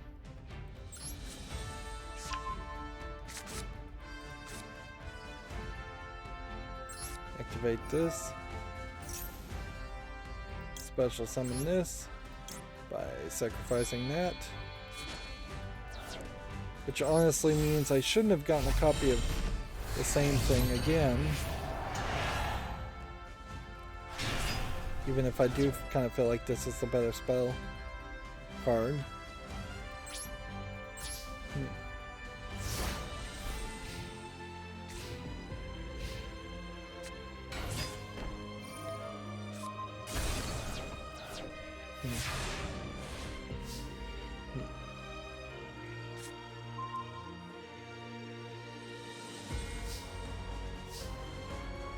What is Breaking Word?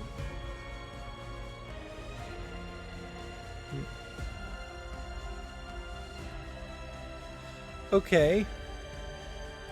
So we activate this.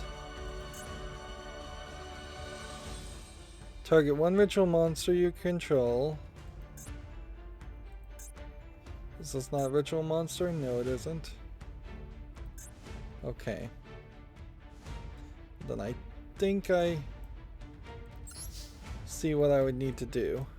I need to have brought like the level 4 versions of those guys. Use this effect to change the level 4 versions of these two cards to 8 level 8s. Then I could transfer back and forth to summon a level 8 again.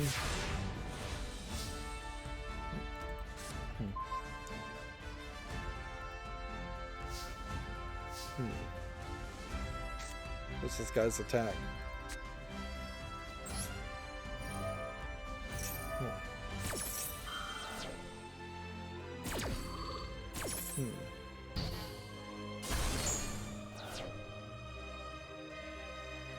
Well, that sucked. I should have paid more attention and killed this guy first. Then I could have played the spell.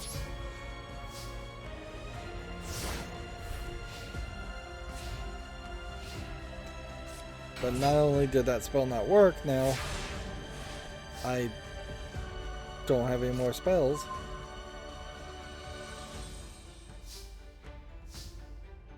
I don't think there's any other way to ritually get these guys onto the field. Well, I could have sacrificed these two to bring these guys on the field had I not wasted that spell. All that being said, if he continuously draws bad, it may not matter.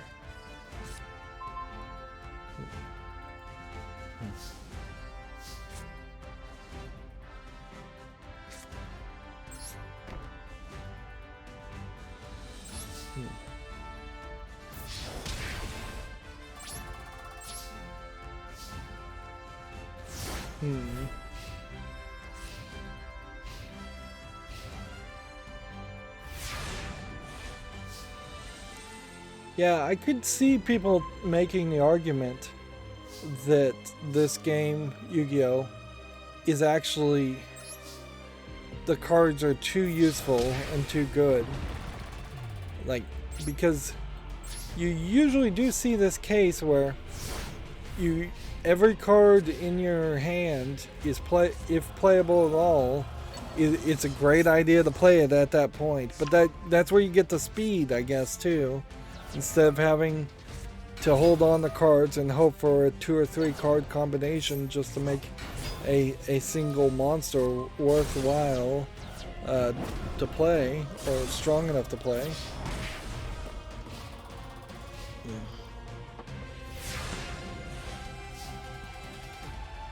Well.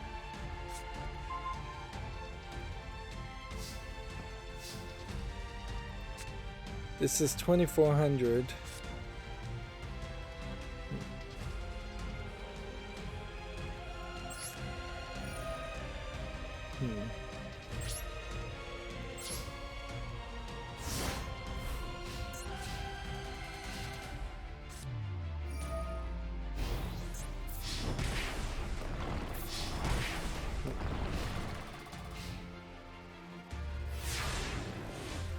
I'm gonna lose unless we can do this. All right. Summon this, activate this effect.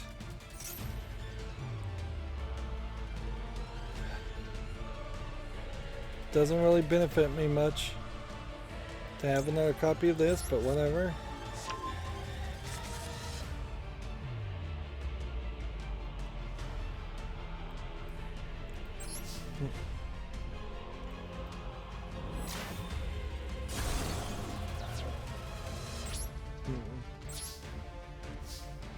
Maybe this will buy me enough time.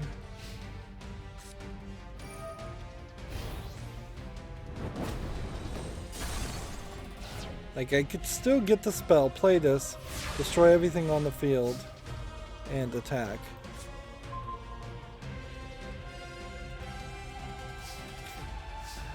Oh, this is laughable. You have just like the best cards possible in your hand and you can't play any of them. It's so important to have the spells.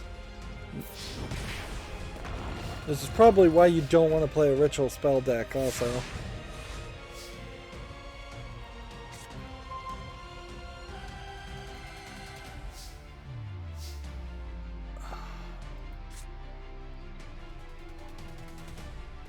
I got nothing. I could have won there, I think, but... Ooh, why am I discarding a card from my hand? You can only have 6 cards in your hand? Oh. Yeah, that is the rule, isn't it? There are field spells that let you have... there's a field spell that lets you have as many cards in your hand as you want, but normally you can only have 6 cards in your hands, which is a good concept to really just make things more manageable. I had forgotten about the field spell and I thought you could just have an infinite number of cards in your hand. They probably should give you a secret reward for discarding cards in your hand. Alright, try that again.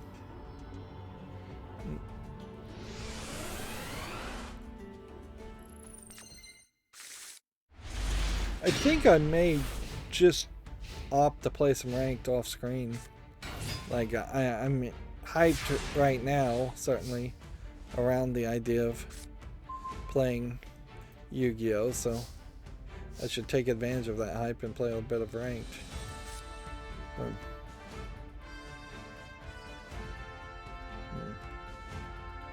Okay, there's...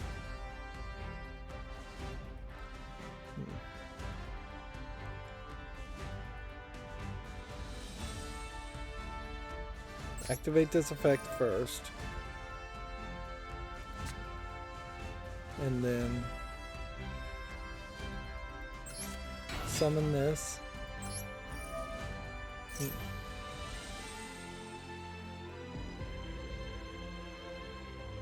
What would we want in our hand? This? Okay. Activate this.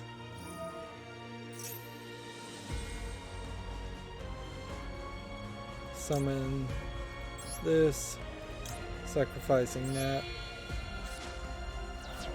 face up attack,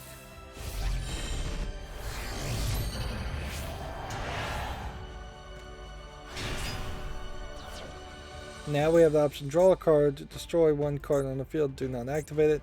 I'm going to say draw a card.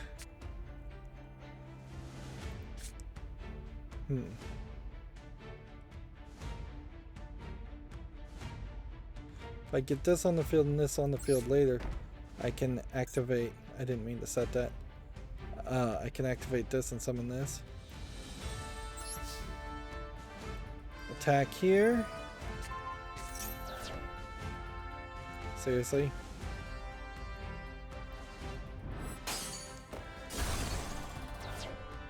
Why did I do that? Even I don't know why I did that. That was so incredibly stupid. Like... just so on tilt from that move. Alright, you know what? Let's try and recover this then.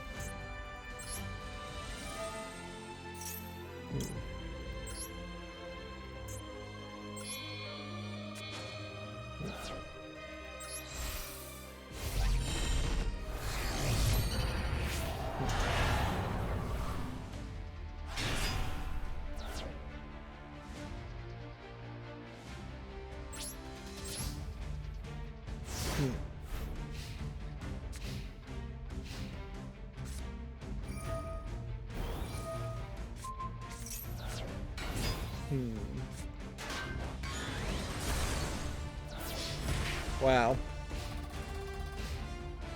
It's like he had a special deck just built to counter this strategy.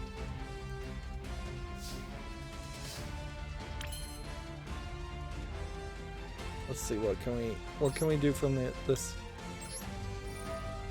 field?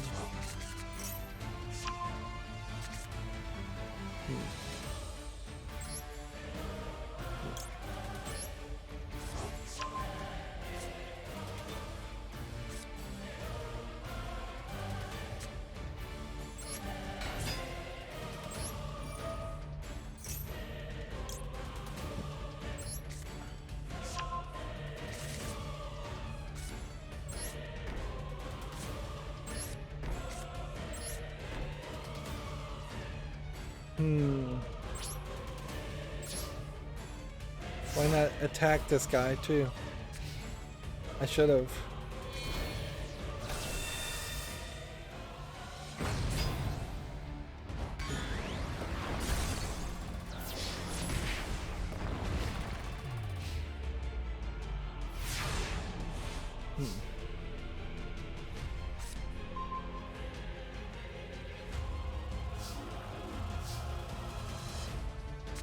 I have just like nothing I can do.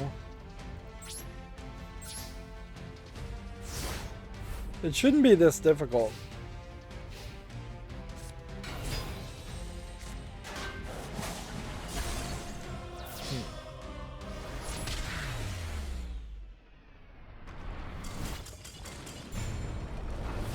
I'm definitely seeing though that like one goof up is all it really takes to lose even in a kind of generic duel. Okay. This should be summoned. This should be activated. Give me one of these.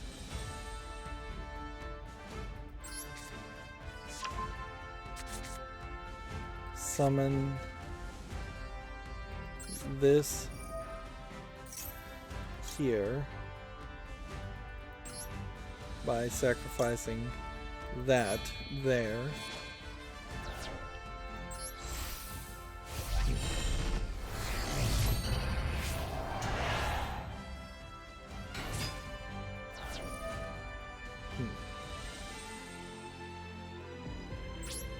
In the turn.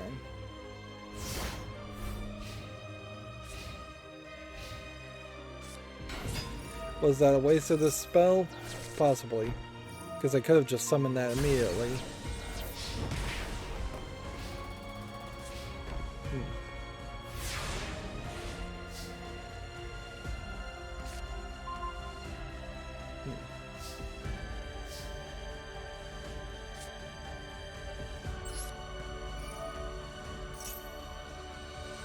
Go ahead and summon this one by tossing this one.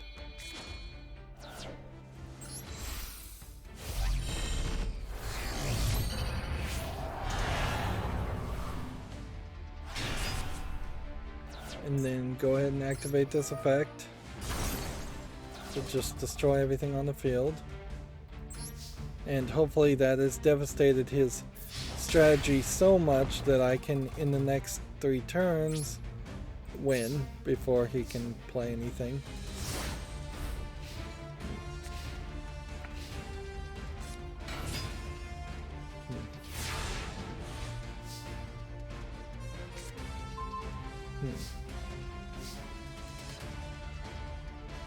What does this do?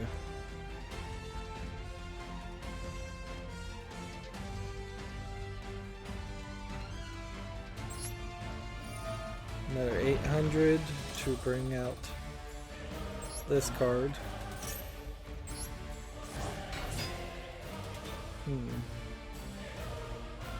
Interesting. If that may not have been the best way to do that. Can't attack twice.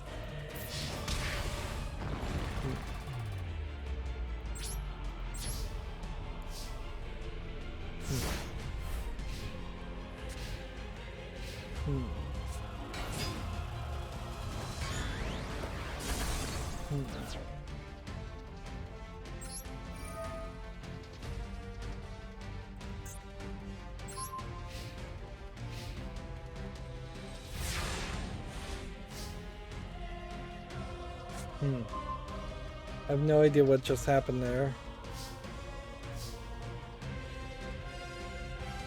Okay. Well, let's not do anything fancy. Let's just activate another 2,000 health to destroy the guy. Flip summon him, I guess. And then we can attack. So let's just attack and win.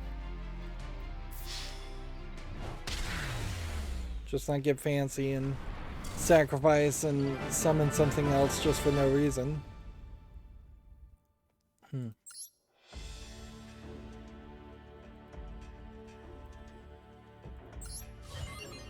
Okay, so that is completed.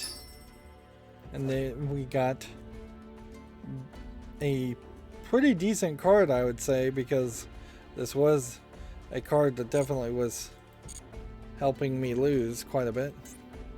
We still don't have enough of these resources though to buy that, so yeah, we'll have to leave that at that, and then we'd have to come over here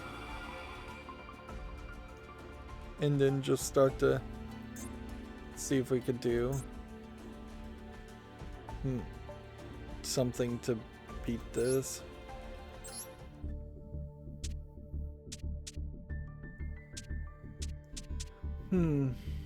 Gym Knights? I don't think are good enough. Gladiators I don't think are good enough. I really just feel like this deck is probably your best bet, even against itself, because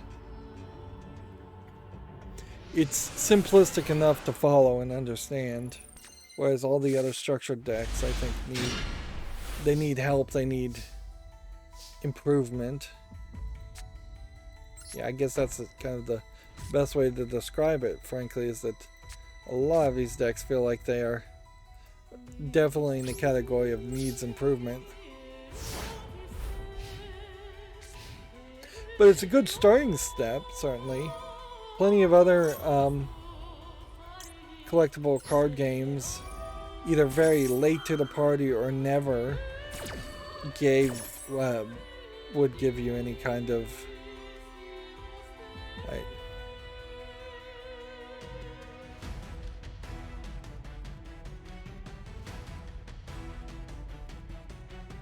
Can we tribute anything? No. So if I banish something here, I think I'm gonna regret this. I'm gonna banish it. It's gonna get destroyed. And that card is just gonna be banished forever. Which might not be a terrible thing because that reduces the odds of me drawing the card, but it's not particularly a great thing either.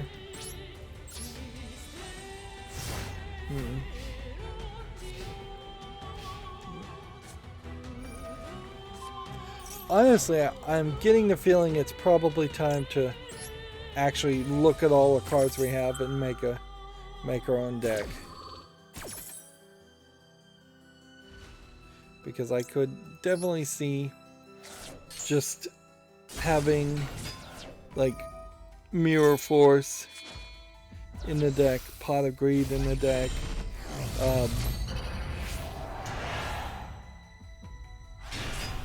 some very generic cards that would at the very least improve your odds of winning as a base to a recipe before you even start to get thematic and synergize for more difficult concepts. Like, it wouldn't be particularly hard right now to make a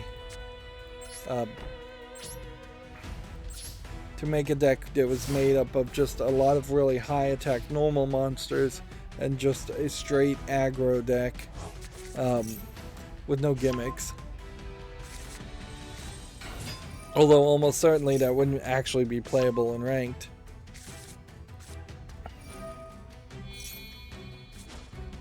Yeah.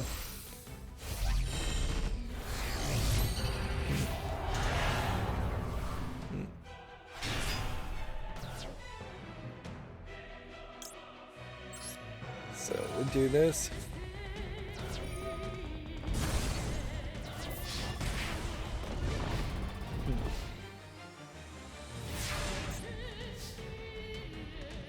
Seriously doubt we're gonna be able to do anything here before we lose.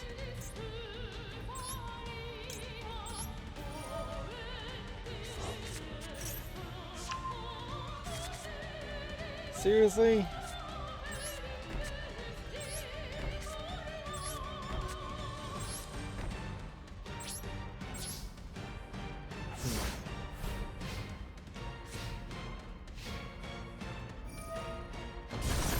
Just have him pay another $2,000 to clear the field.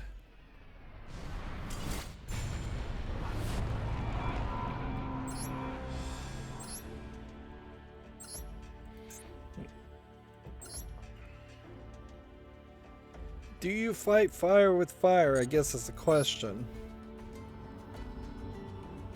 Because we pretty well are guessing that our structured deck, playing the exact same cards as he is going to have a low chance of success. Like, I could probably win this duel with this structured deck, but I probably can't win the next one or the one after it with this structured deck. In fact, I may very well just have no good chance of success at all.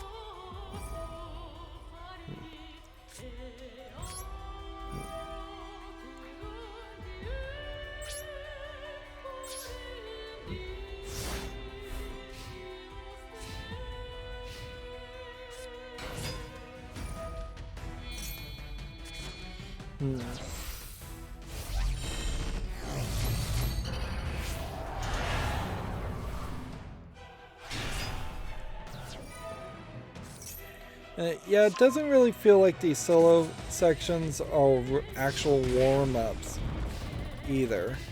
Like, because you're playing against such a specialized deck that in playing ranked, you have zero guarantee you would ever see a deck like this.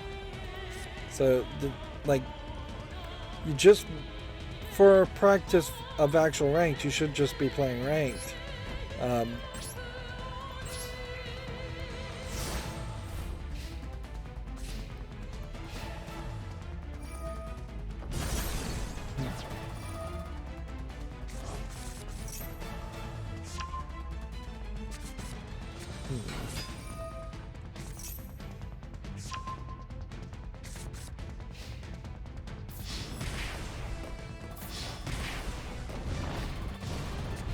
Yeah, I don't even have enough health here, so I'd really have no way of winning. Even if I could summon this onto the field, I couldn't spend 2,000 to kill everything.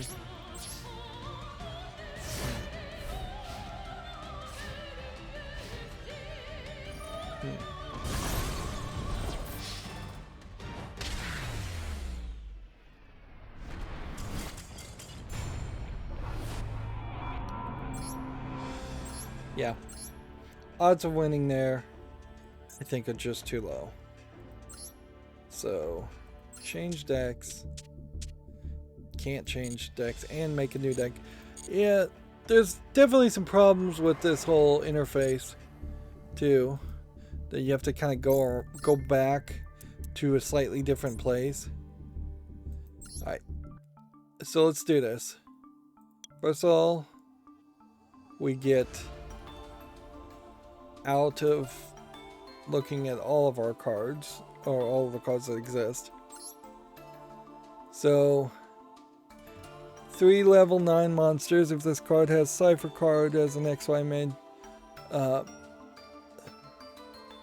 once per turn it can detach.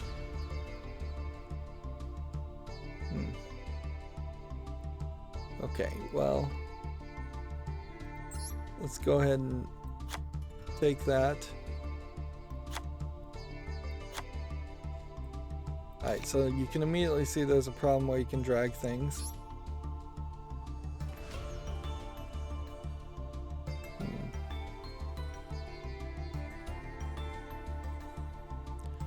God card.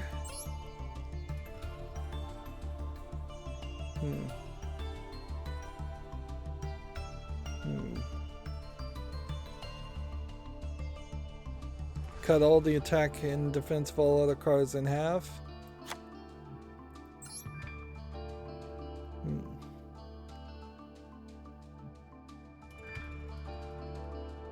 Crystal Beast cards will not do.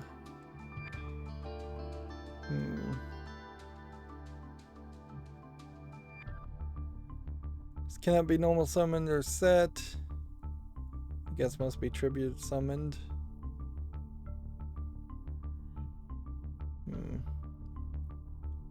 Like how many 4,000 cards though do you really want? Like even now, you kind of have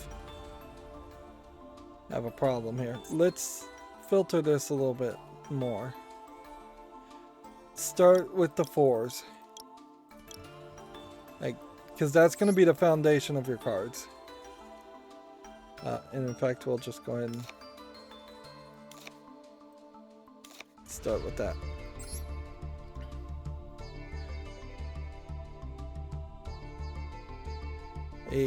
This card cannot attack.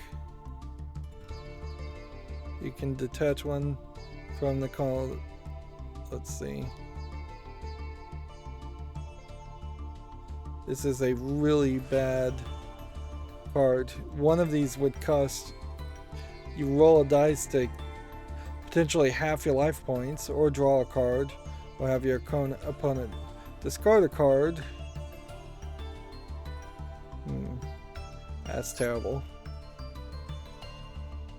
I don't think we're gonna have 3 Gouki characters.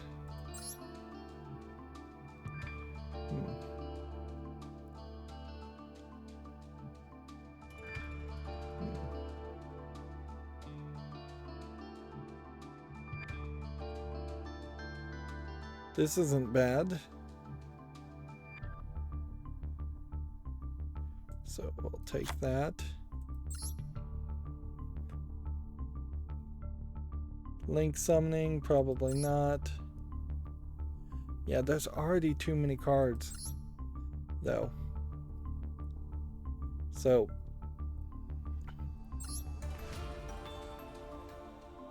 what we would be looking for is red cards and yellow cards.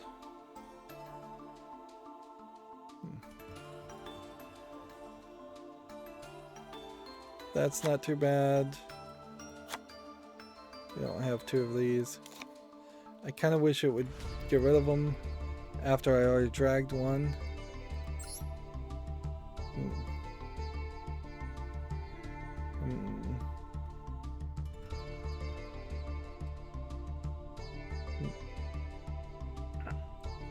2,000.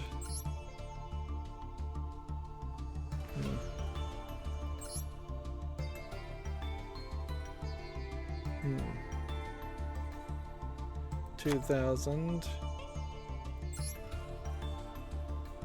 This is just gonna take forever. 2,000. 2,000. Let's just start with something fairly rough like this.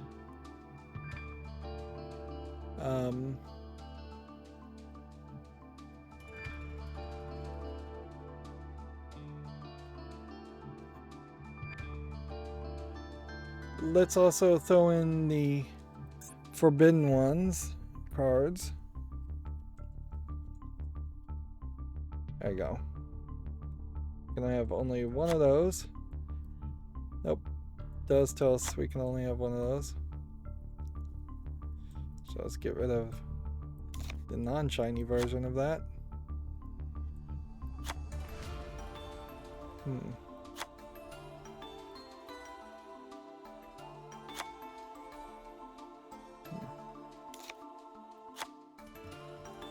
Let's see. Is there really a reason to hold on to the non-foil versions of cards, or should you just dismantle all of those and get some dust? Yeah.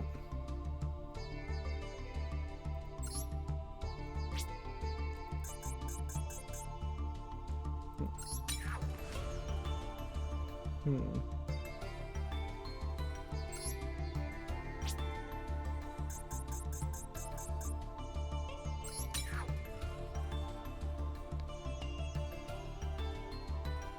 Hmm. So leg, leg, arm, arm, head, Exodia. Hmm.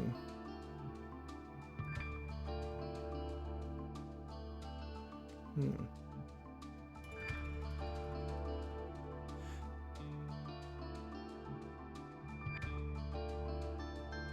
Hmm.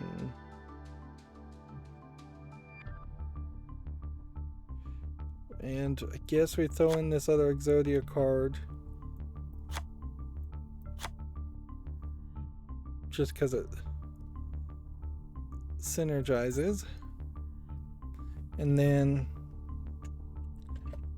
raw space. Let's just try God under those filters.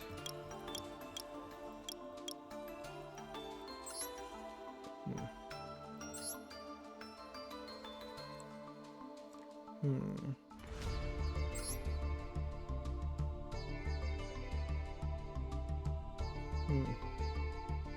If you control a monster whose original name was Winged Dragon Raw, you can activate this with turn of a set.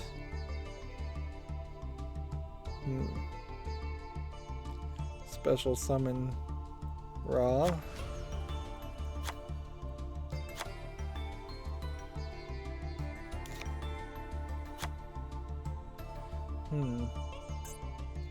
So then Raw, obviously. Ring Dragon Raw.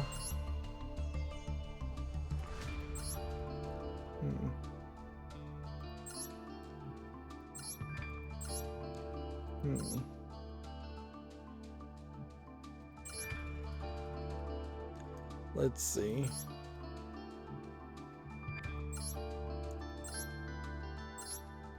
Really am I just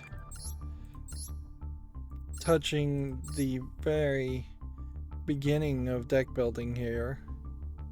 And honestly, I just don't know if I'd ever spend the effort to this. Let's see what this sword it has. This attack going down.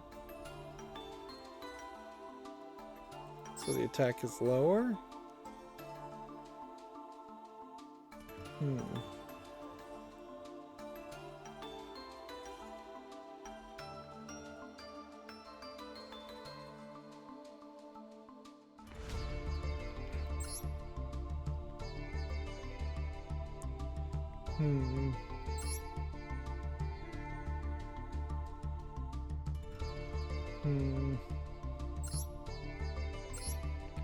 So a lot of things with RA in the name. So I have yet to figure out how to get around that. I just don't want to look at all these cards. Let's get Pot of Greed.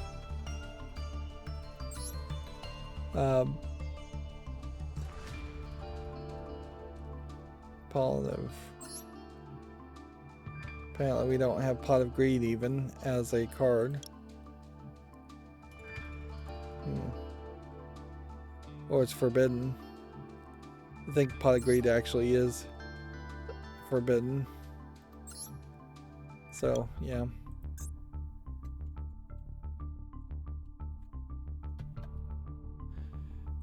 Yeah, we'd have to come out here and then click this.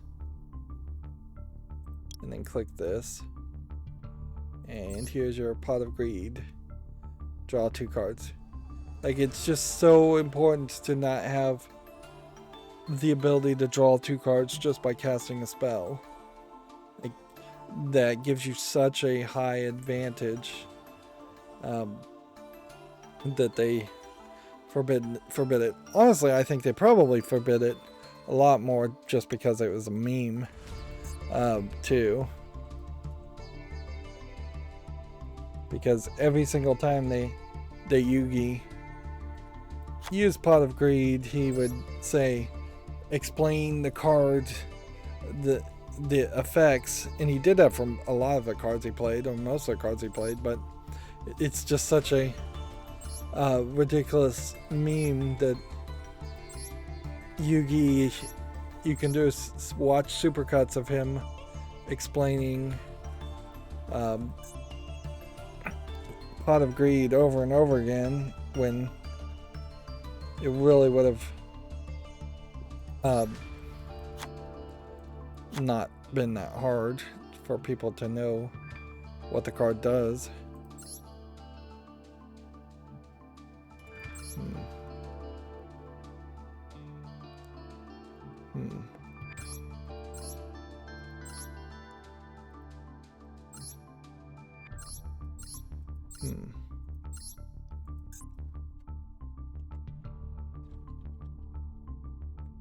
Okay. Wing draw of raw. That.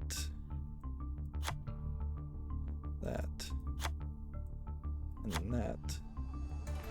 Some of these we don't have. Obelisk. I think it's spelled O-B-L-E.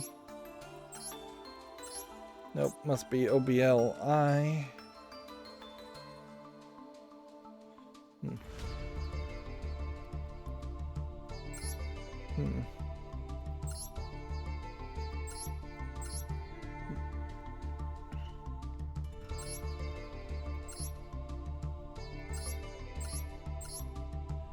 Where is it?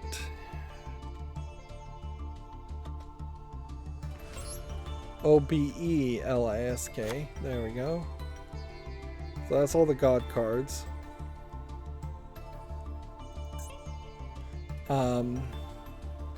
Cyberstein. Let me just see if I can.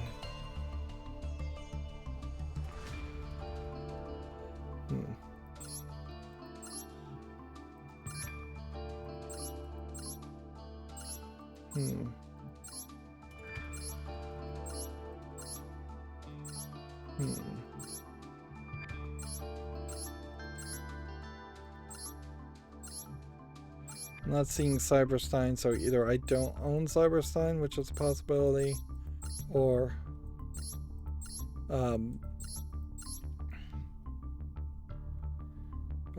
it is a forbidden thing. Do we have Cyber? I think there was a Cyber Jar card. These are all very old cards that I remember. Yeah, it's just no good system. It's a really, really bad system here. Having to just click, click, click, click, click, click. Either you type in the right thing, or you have to filter through a whole bunch of things. Can I filter something that would be a draw effect?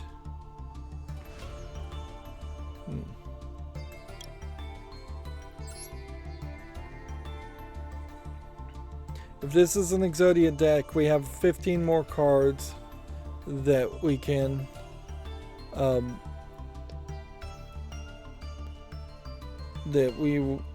put in here. So we're looking for things that would potentially. Alright, let's do that. Legendary Exodia. 1, 2, 3.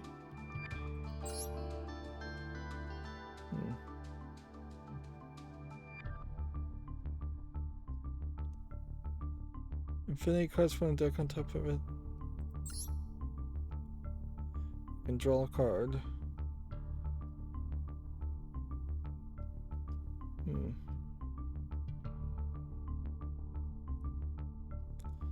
Hmm.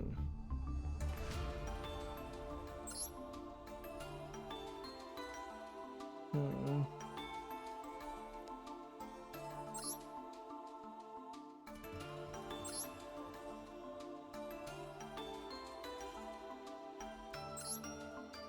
Hmm.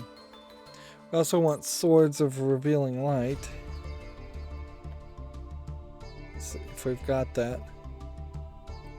Hmm. Which I guess maybe we don't. Or that too is a forbidden card. Wouldn't be surprised. Alright, so back to draw as a description. We want cards that would let us draw cards. Let's see. That's not going to do that. That's not going to do that. That's not going to do that.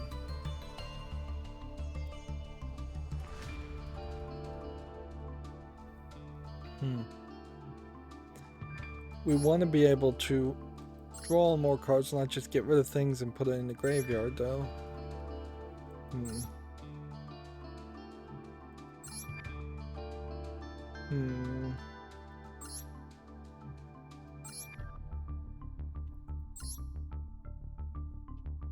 Hmm.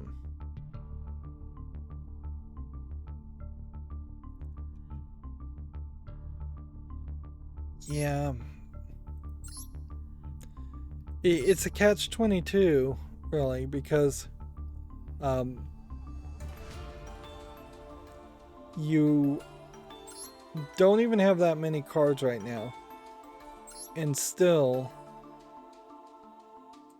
it is just a nightmare to look at the cards like this. I would much prefer to just be looking at real,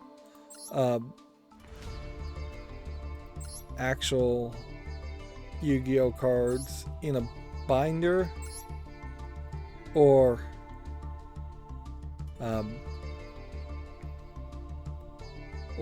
instead having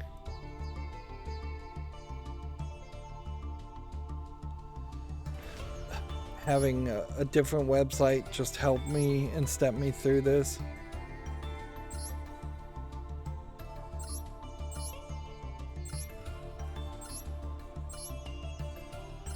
Yeah. Because there may be a card here that lets you draw more cards. I don't know. And I really don't have the patience to sit through this and try and figure it out.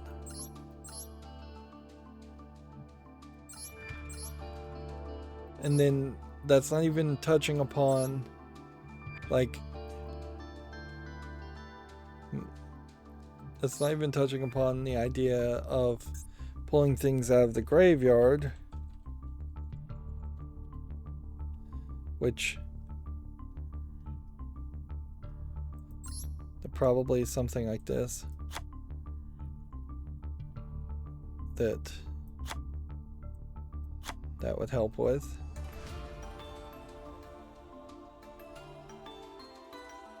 There's almost certainly Monster Reborn and some other things that would pull things out of the graveyard.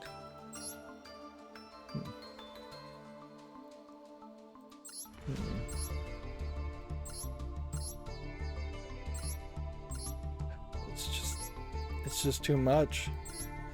And it's not realistic to say, okay, you're going to spend 15 minutes trying to build your deck, then you're going to play with it knowing that it's not anywhere close to what you actually wanted to build, and then you're going to have to come back and spend another 20 minutes. Let's see.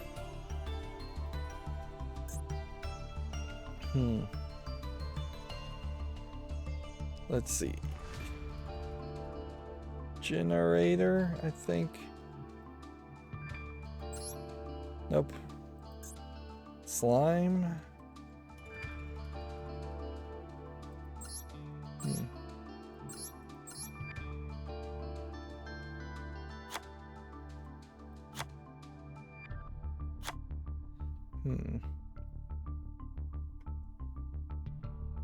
Let's see, what is something else I'm thinking about here that could be useful?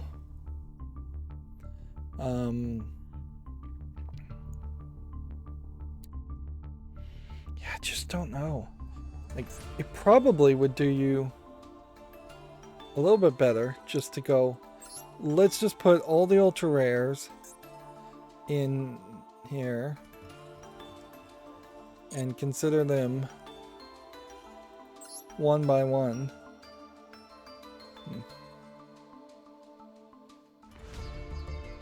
And just really looking at it from that perspective.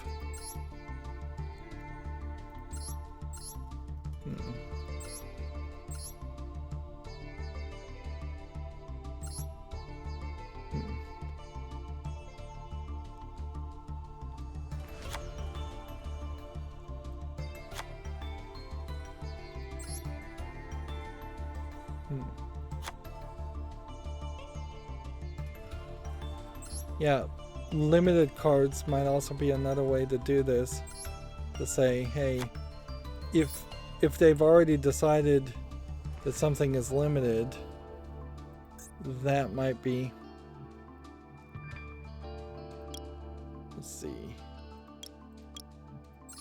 another way to just search all the cards you have and say, make sure you should have probably one of these cards in your deck. And then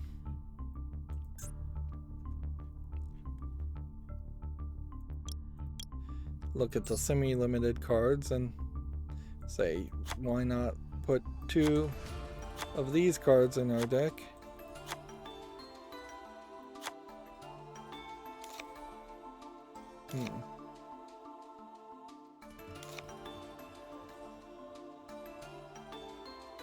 And then the next thing to ask would be the specific type of cards that would be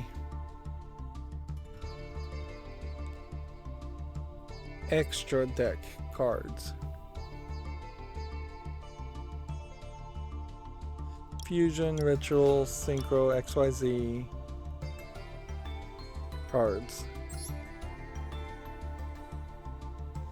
Can we add as much as we want here, or is there a hard limit to this?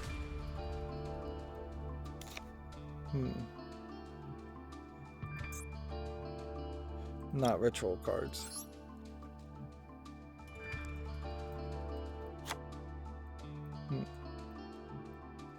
Like, what is your limit on extra cards? Does it, or can you just have an infinite amount? At a certain point, then shouldn't your extras deck, by default for just stupid players,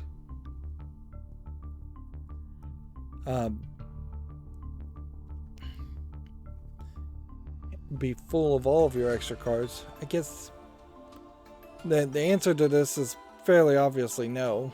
That yes, you are going to have to really think things through more than that. Okay, so we have a deck of 40 and we have 20 extras. Let's go ahead and just call this attempt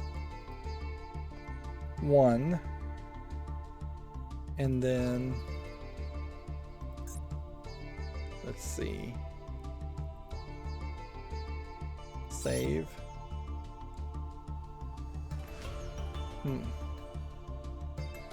Extras deck for duels cannot contain more than 15 cards. Well, then why did you let me have 20 in there? Seems really stupid. There. Okay. And that's a lot of work.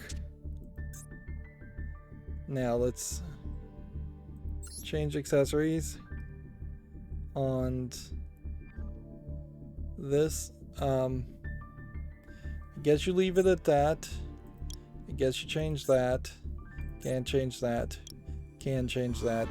But I don't actually even like it at. You can have this if you want. And then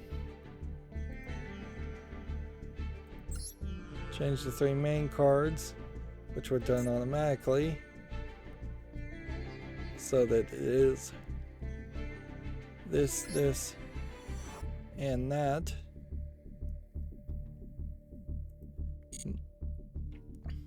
So it's the 3 god cards. I think that's probably good. Now, what makes a deck like this public? So that it is in the public deck search. Are all decks public?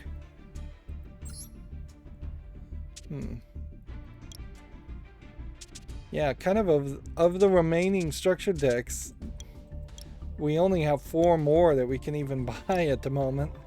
Or you can't buy, but we can earn. And then there seems to be something here. Roar of the Gladiator Beasts. Do I have that as a deck? Yes, we do.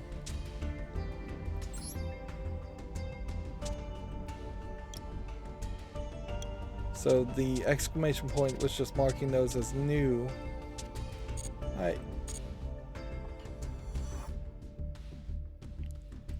And over the meantime, what did we even earn? Because we've been spending like 15 minutes here.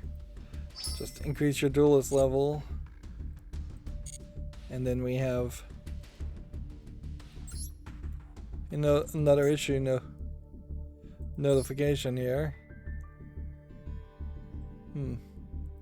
Clearly they are having trouble. I wasn't wrong about that. Alright, so let's give this an attempt, although it's going to be almost certainly a very, very pathetic attempt unless I just actually do summon Exodia.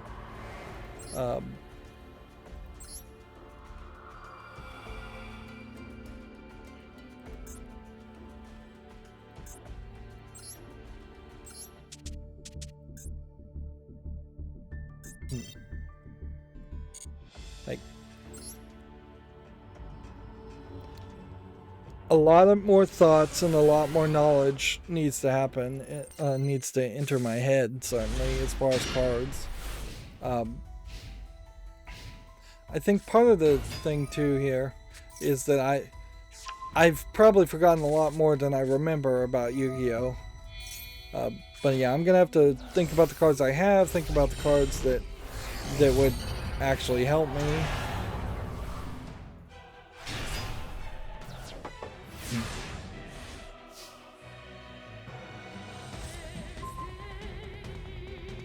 Alright. Well, we can see how Mirror Force here is immediately going to be useful. Alright, Harmonizing Magician. I can put it on the P scale. Or I can play this. I don't understand, though, why I even have that card in the deck.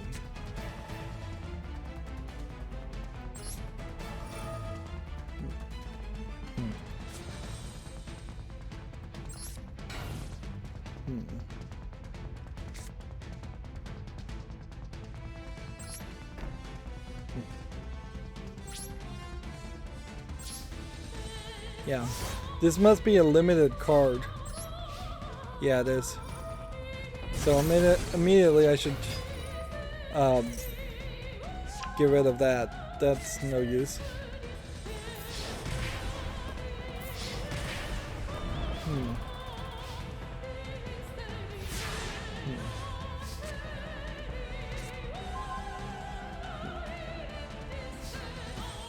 Is this another limited card?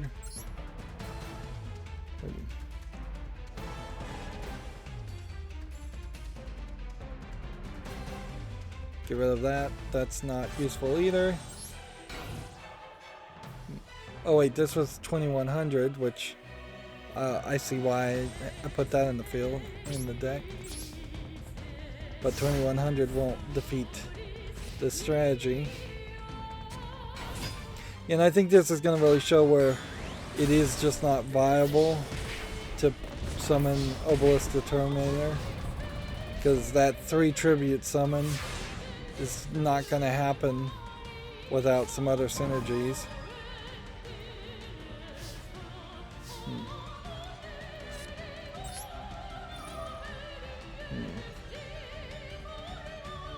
Let's see.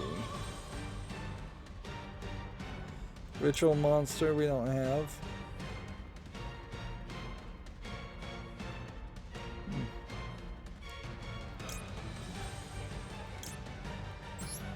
We'll put this up in face up defense position if we want to, but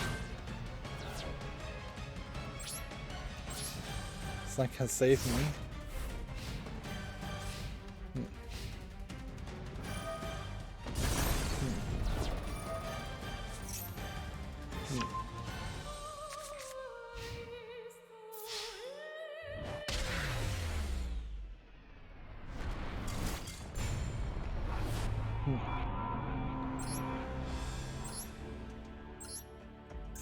So now we can go back and edit the deck and at least start with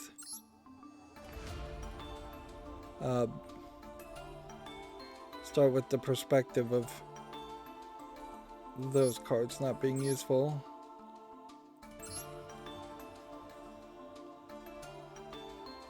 But yeah, I didn't actually look at any of these. Like I really should just have started alphabetically and like just look at any extra card that you're just not gonna really play.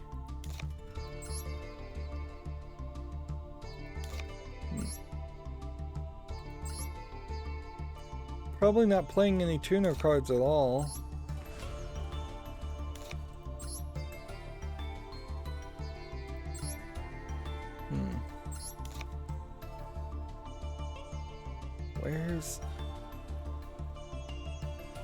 Where's those cards though that we saw? Like Ash Blossom.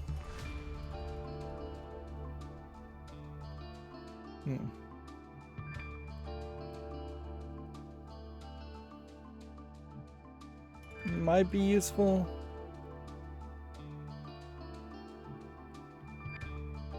Why am I... Like I'm looking at 40 cards and I can't even find the card I'm trying to find to get rid of it. Yes, I'm looking at the screen from 10 feet away. I get that, but there it is finally. So it is my own fault at a certain level, but this is frustrating to say the least.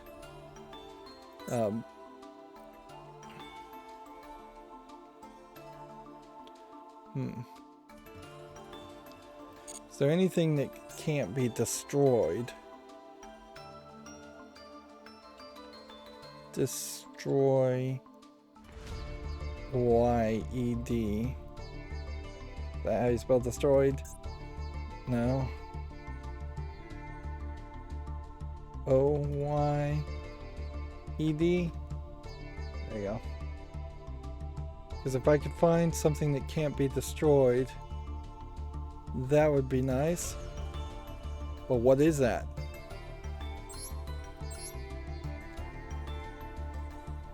Alright.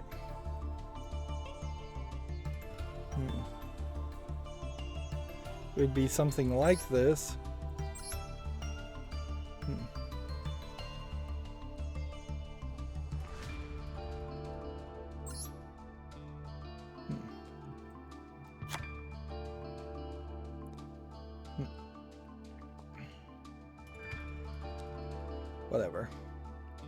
Save it, move on. What you'd want is something that would also reduce the number of cards in your deck. If you can stay alive for 5 draws, then that would help you quite a bit. If you could get rid of 35 of the cards you need and just have the 5 cards of Exodia left, and then draw 5 cards. And yeah, the odds of you drawing the 5 cards on the first hand are approaching 0, certainly.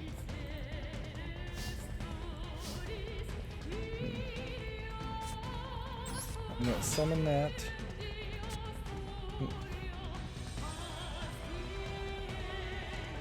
If 3 or more cards are in the same column, you can special summon. Oh, this is cool. So 3 cards in the same column. And that, ooh, destroyed everything else in the column. Ooh, and does that mean I can then Monster Reborn his card? Yes, I can.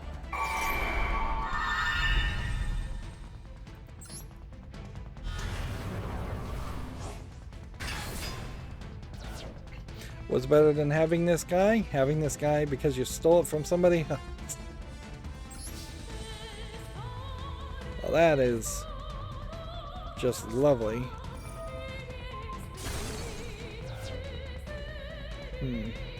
I guess I should have attacked with this one first.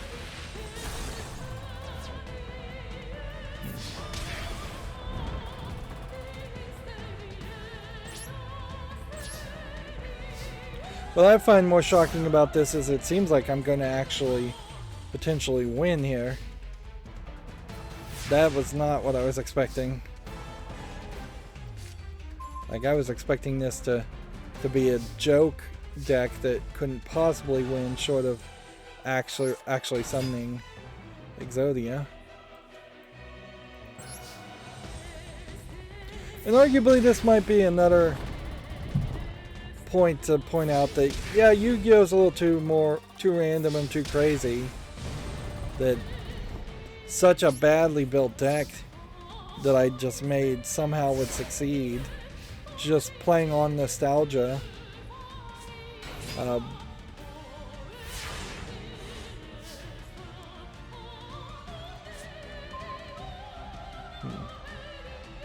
does this spell do? 7 dark monsters in your graveyard, banish 5 monsters from your graveyard and draw 3 cards. Ooh, that's a useless card.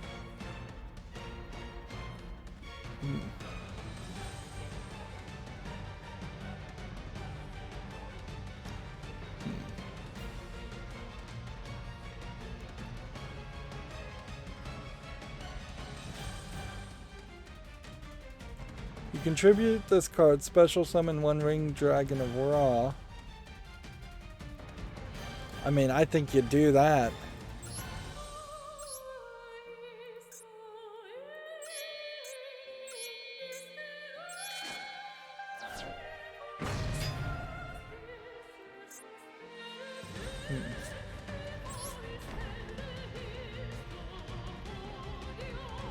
But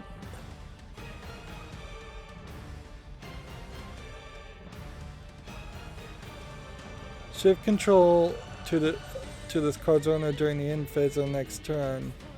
Your opponent cannot target this card or attacks it. You contribute this card to summon it from your hand or deck. Well, why am I not able to tribute right now? Because I just summoned it? Yeah.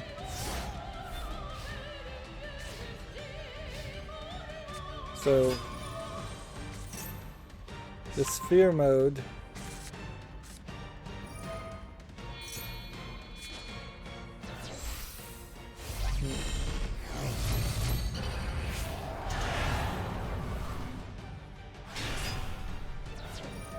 yeah, which is more important, goofing off and trying these cards out or winning the solo?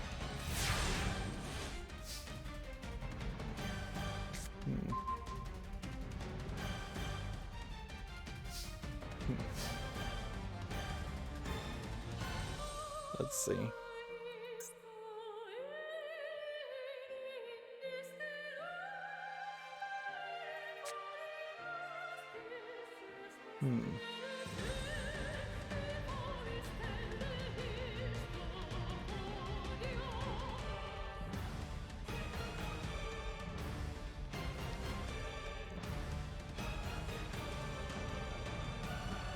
This is a different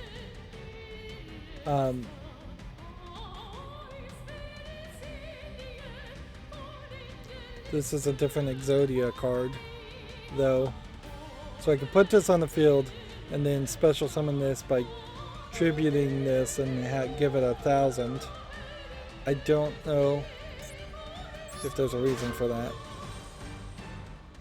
though. I thought this was gonna change sides.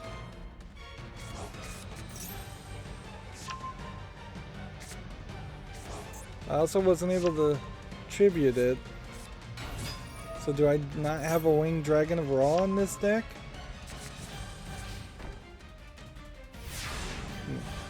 See, and that would be really helpful is if this game had some kind of icon that it could show to say that this does not meet the requirements. Like a card is missing from your deck to meet this requirement. Either in the deck editor where that would be useful, or just in general in play. Although it get kind of annoying if you're playing a card and it's just constantly telling you it doesn't meet the requirements.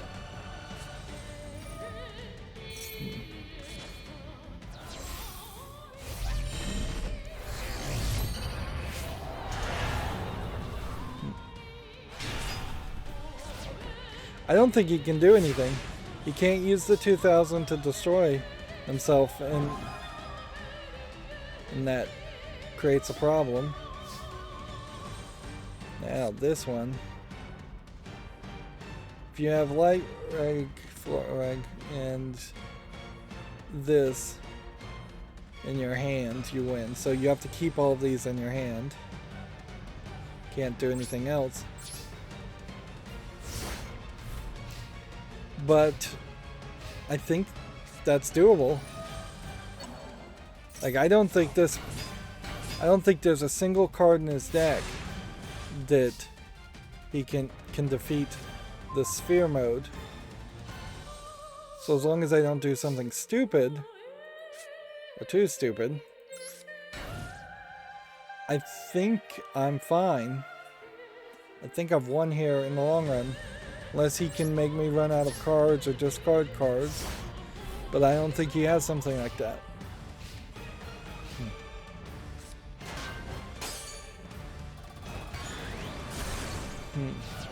Yeah, he's down to 100 now, so I shouldn't play any more defense cards if I want to summon Exodia. And I think I do want to summon Exodia. It'll be funny. It'll be a cool animation to see. It's a great way to end this episode.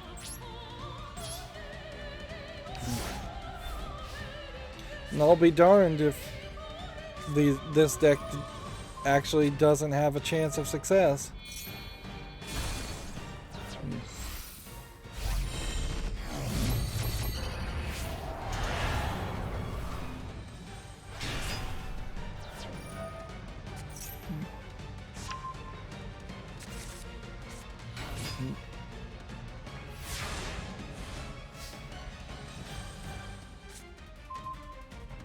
Let's see.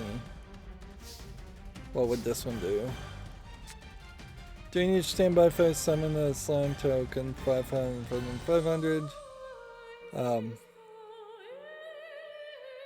Yeah, I wouldn't want to use that right now. This one needs to synergize with other things to really make sense. We'll put it face down. But, I mean, you might use it as a stall tactic if you don't have sphere mode as a better stall tactic.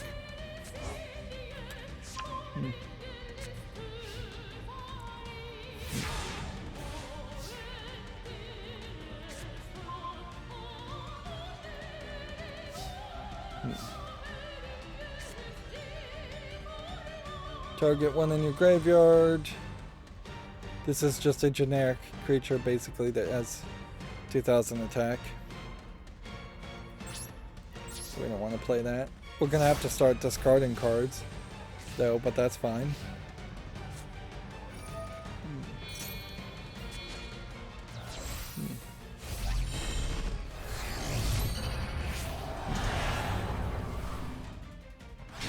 See, this one would be summoned with contract with Exodia, which I think means that this is probably not a card that I even have again. So I probably should get rid of them.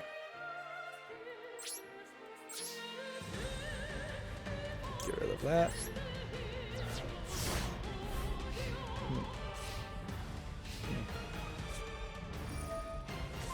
There was a newer version of Exodia that said if you have 5 Exodia pieces in your hand or 6 Exodia pieces in your hand, you win.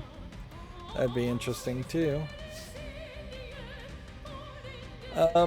No way though to play this and play the God card with any safety, so I don't want to play that. Go ahead and just drop that.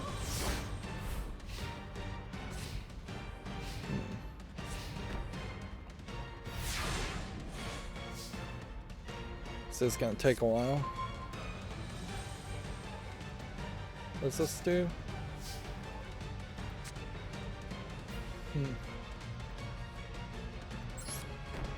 If you control a winged dragon of Ra, is that what this is called? Winged Dragon of Ra, yes. You can activate this card the turn it was set.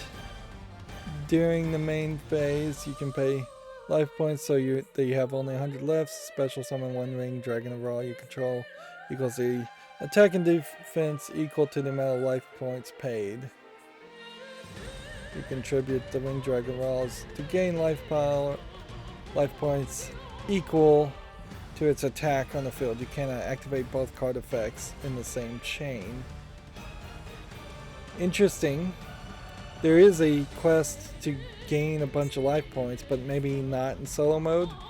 Like playing this, definitely I could go 7,900 life points, then sacrifice it, gain the 7,900 life points back, and just stay where I am. The only real problem there is that this would require you to get rid of sphere mode, and looks like sphere mode is just too good. Interesting. He destroyed the spell anyways.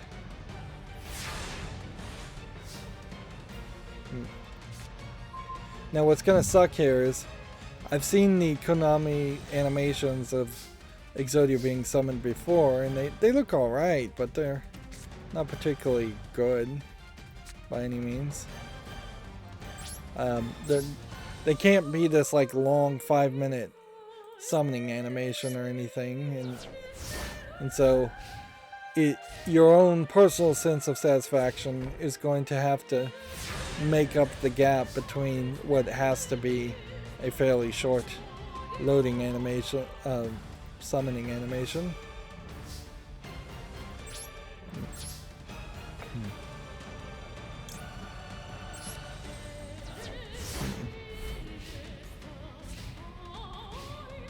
There's going to be a point here where we're going to just discard God cards.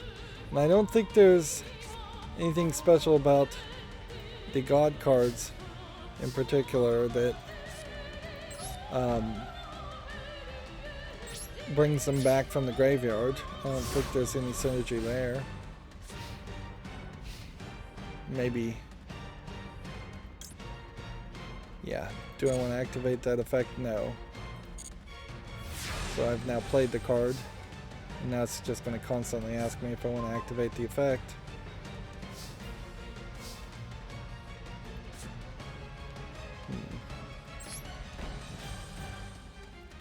If I could get another thing on the field during each of your standby phases, summon that. No, that's too risky. I could take a lot of damage doing that. Like, theoretically, I could activate this, and summon this, and then summon that.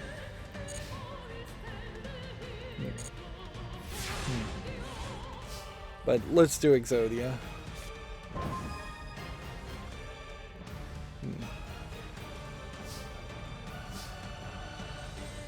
This spell doesn't even do anything, apparently.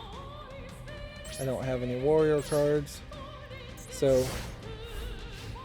I need a warrior card for that to make sense, but I think that might make sense.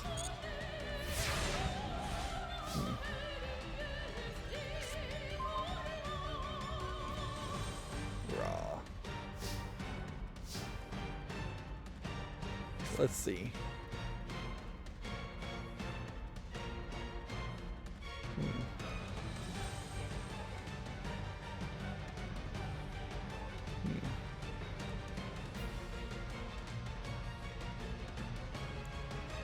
So, I now have 2 god cards.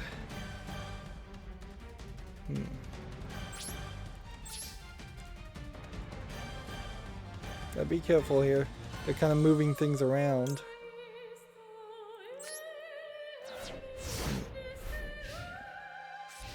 If I accidentally discarded any of the Exodia pieces, that'd be a real problem.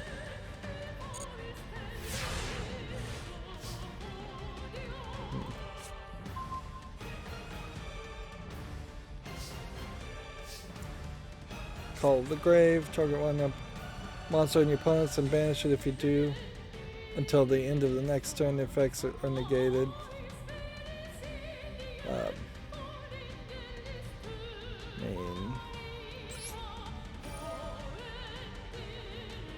Sure. We'll banish that.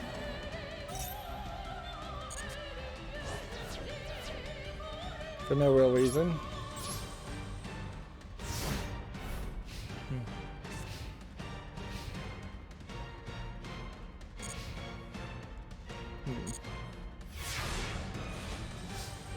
Shouldn't have played that.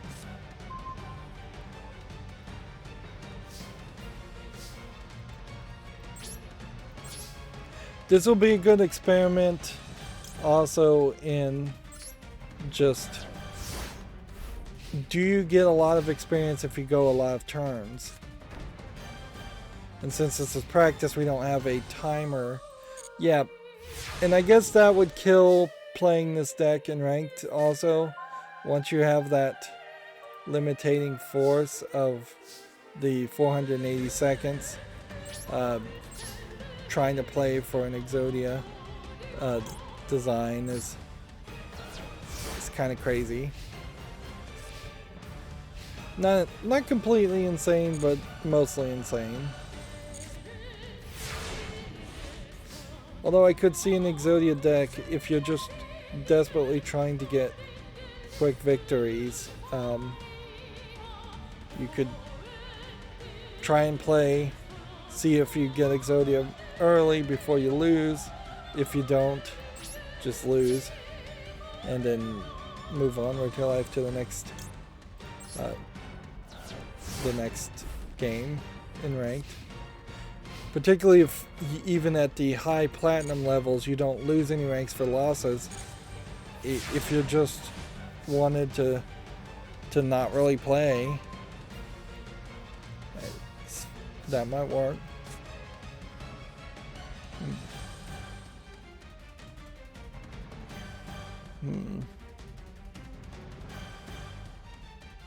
When you ritual summon, you can banish this card from your graveyard as part of one of the ritual summonings. Ooh, Sphere Kuribo sounds good. I don't know why it's in this deck though. It's not useful in this deck, but it definitely feels like it would be useful in some other decks. Kuribos in particular were a very common character in the original series of Yu-Gi-Oh! As being really weak characters that had very interesting synergies to them. This could still be a while. We've got 10 more draws, potentially. This could be the down to the very last draw. And he's only got 6. Ooh.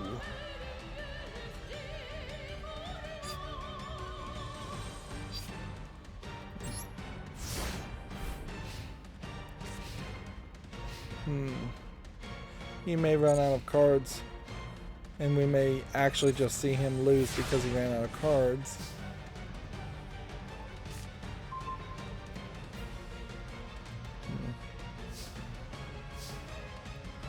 Well, that would certainly suck.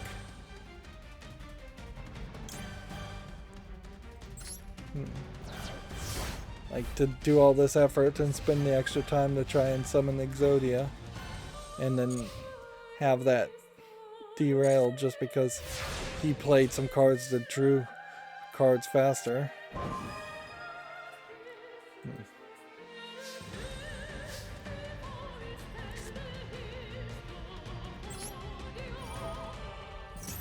Might as well just make him really suffer there.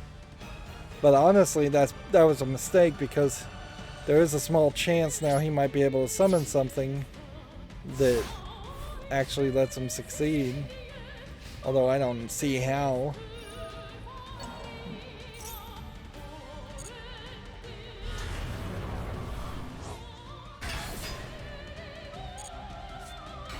Like, he would have to have a card that would let him regain his life.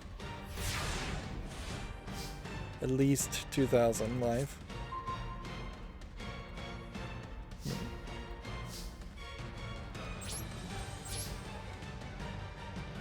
Well, I may have no choice here but to play this differently.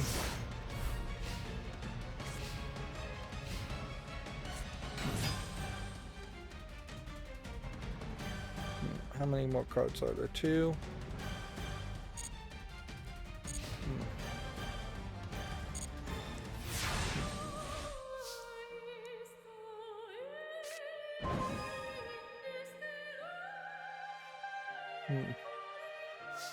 Yeah, that's kind of an extra animation there.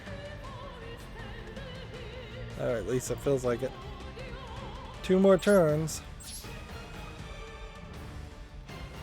And that means bye-bye to this one.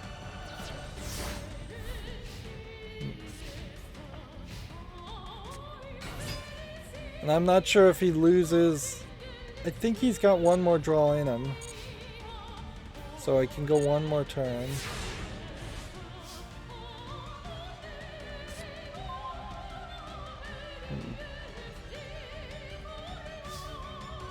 We'll hope.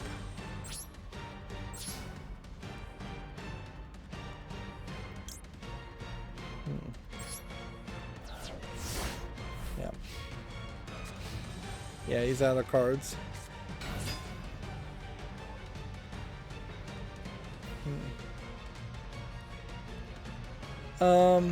Let's go and cancel here, cancel there.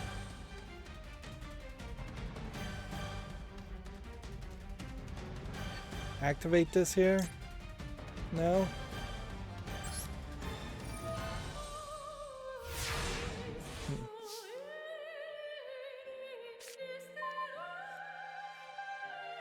We didn't hit it.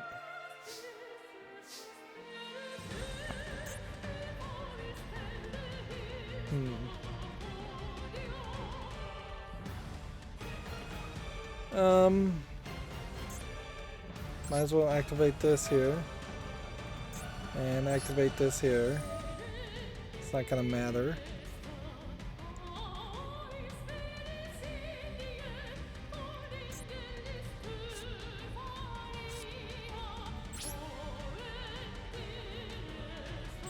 We'll skip from the battle to main phase just to see if there was something. Oh, so this wouldn't have ever worked because you have to control it. Well, I do control it.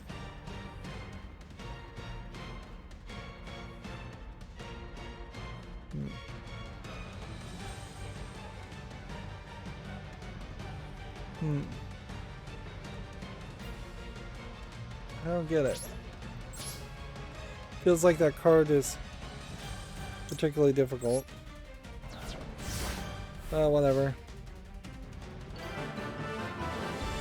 Pathetic victory, but victory nonetheless.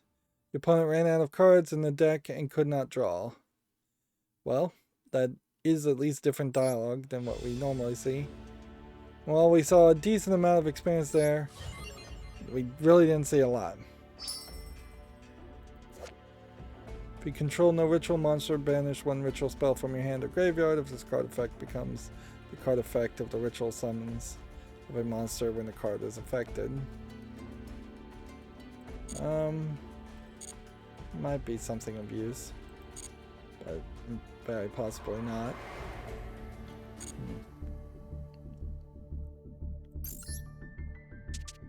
So, see if we can edit this deck a little bit more.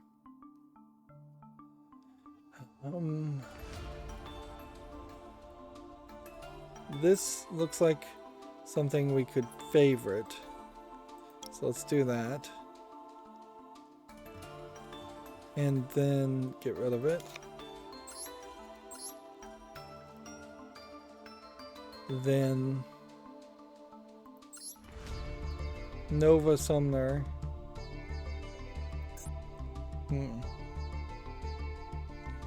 Let's see if we can get more of those.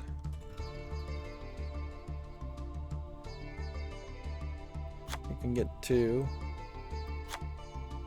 3. We'll just craft one. And let's see what else. Were we finding not that useful? Probably don't need that many copies of that.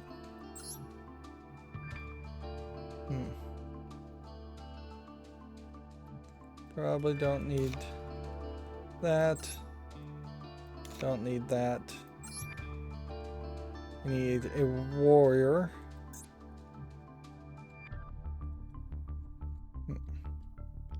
Probably shouldn't look the word up warrior. We should probably look instead under a category of warriors. Level 4 or lower. So, well, also go with that.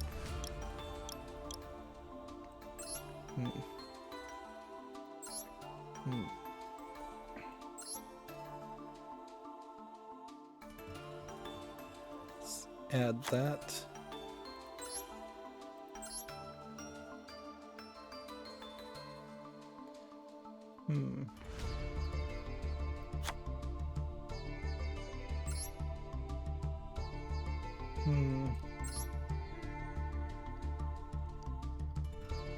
Element Saber monster.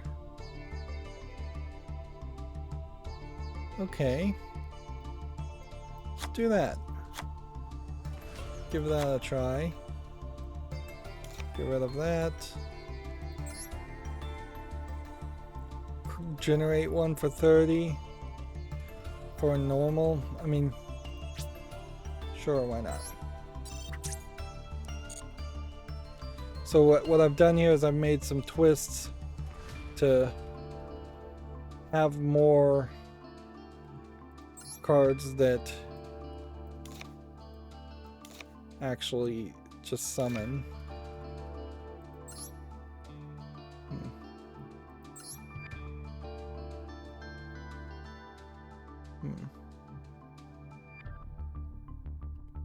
Let's see.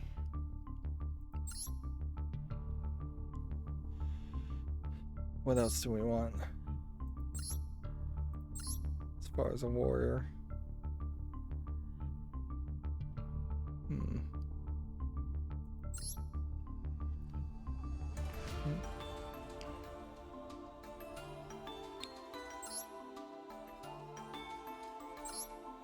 I probably want an effect.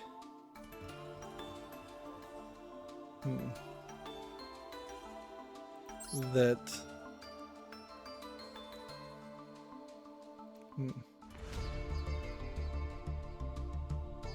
Makes sense with this deck.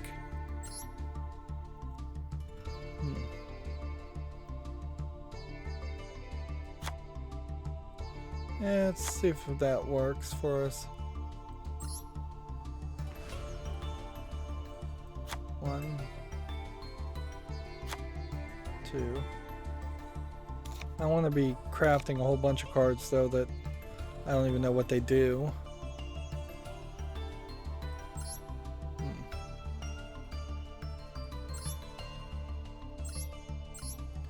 Yeah, the problem still though that comes with this is it's just like too much. It's still way too much to try and look at and figure out. Yeah, and I keep saying the same thing, but it really is just overwhelming me. In fact, I'm really just so overwhelmed with this that I'm gonna stop this recording here and just play ranked. I mean, that's all I really want to do, because like I do want to play Yu-Gi-Oh, but I don't want to go through the hassle of trying to play solo offline, and I don't want to record an episode, another episode. So I'm just gonna take a little bit of a break. Maybe probably not for the rest of the day, but take a little break and just play ranked. And that's a wise move, kind of, because this rank season ends in like 7 days, so I really don't have a lot of time. Interesting, there's new advertisements now. They're still advertising the survey, still advertising the Spectate Duel Live and the sale, but now they're advertising the structured deck, which isn't that new. And then secret packs. These two will probably be gone by the next recording, and then the other secret packs will just stay around. Although it still very much feels like there's a low chance of us getting a lot more gems. Is there anything else to say? No, I don't think so. It's just kind of a mute middle ground there of normalcy coming to playing Yu-Gi-Oh! And at this rate, maybe I'll have done everything in Yu-Gi-Oh! and become fairly bored with it a lot quicker than you might expect.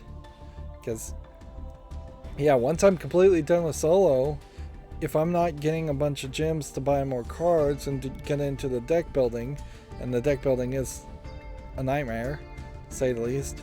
What's funny is Konami has Duel Links on mobile phones already. Master Duel I did not see on the Android Google Play Store. So I don't think it's on cell phones yet, but I expect it would show up on cell phones or tablets at some point. But they also have a card companion app, and you'd think you would kind of shift your card companion app to something that at least synergizes with Duel Links and Master Duel, or just Master Duel, so that you could, on a cell phone later on, build your deck.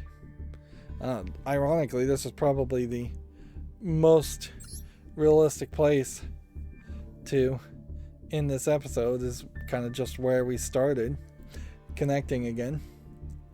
Anyways, that's going to be it for this recording. As always, I ask you to like, share, subscribe, comment, and watch every second of my videos. If you want to friend or follow me on any social media sites, there's a whole bunch of links down below. And if you want to support me further, there's a link to Patreon, or you can friend me on Steam and gift me a game off my wishlist. Thank you for watching. Have a good evening.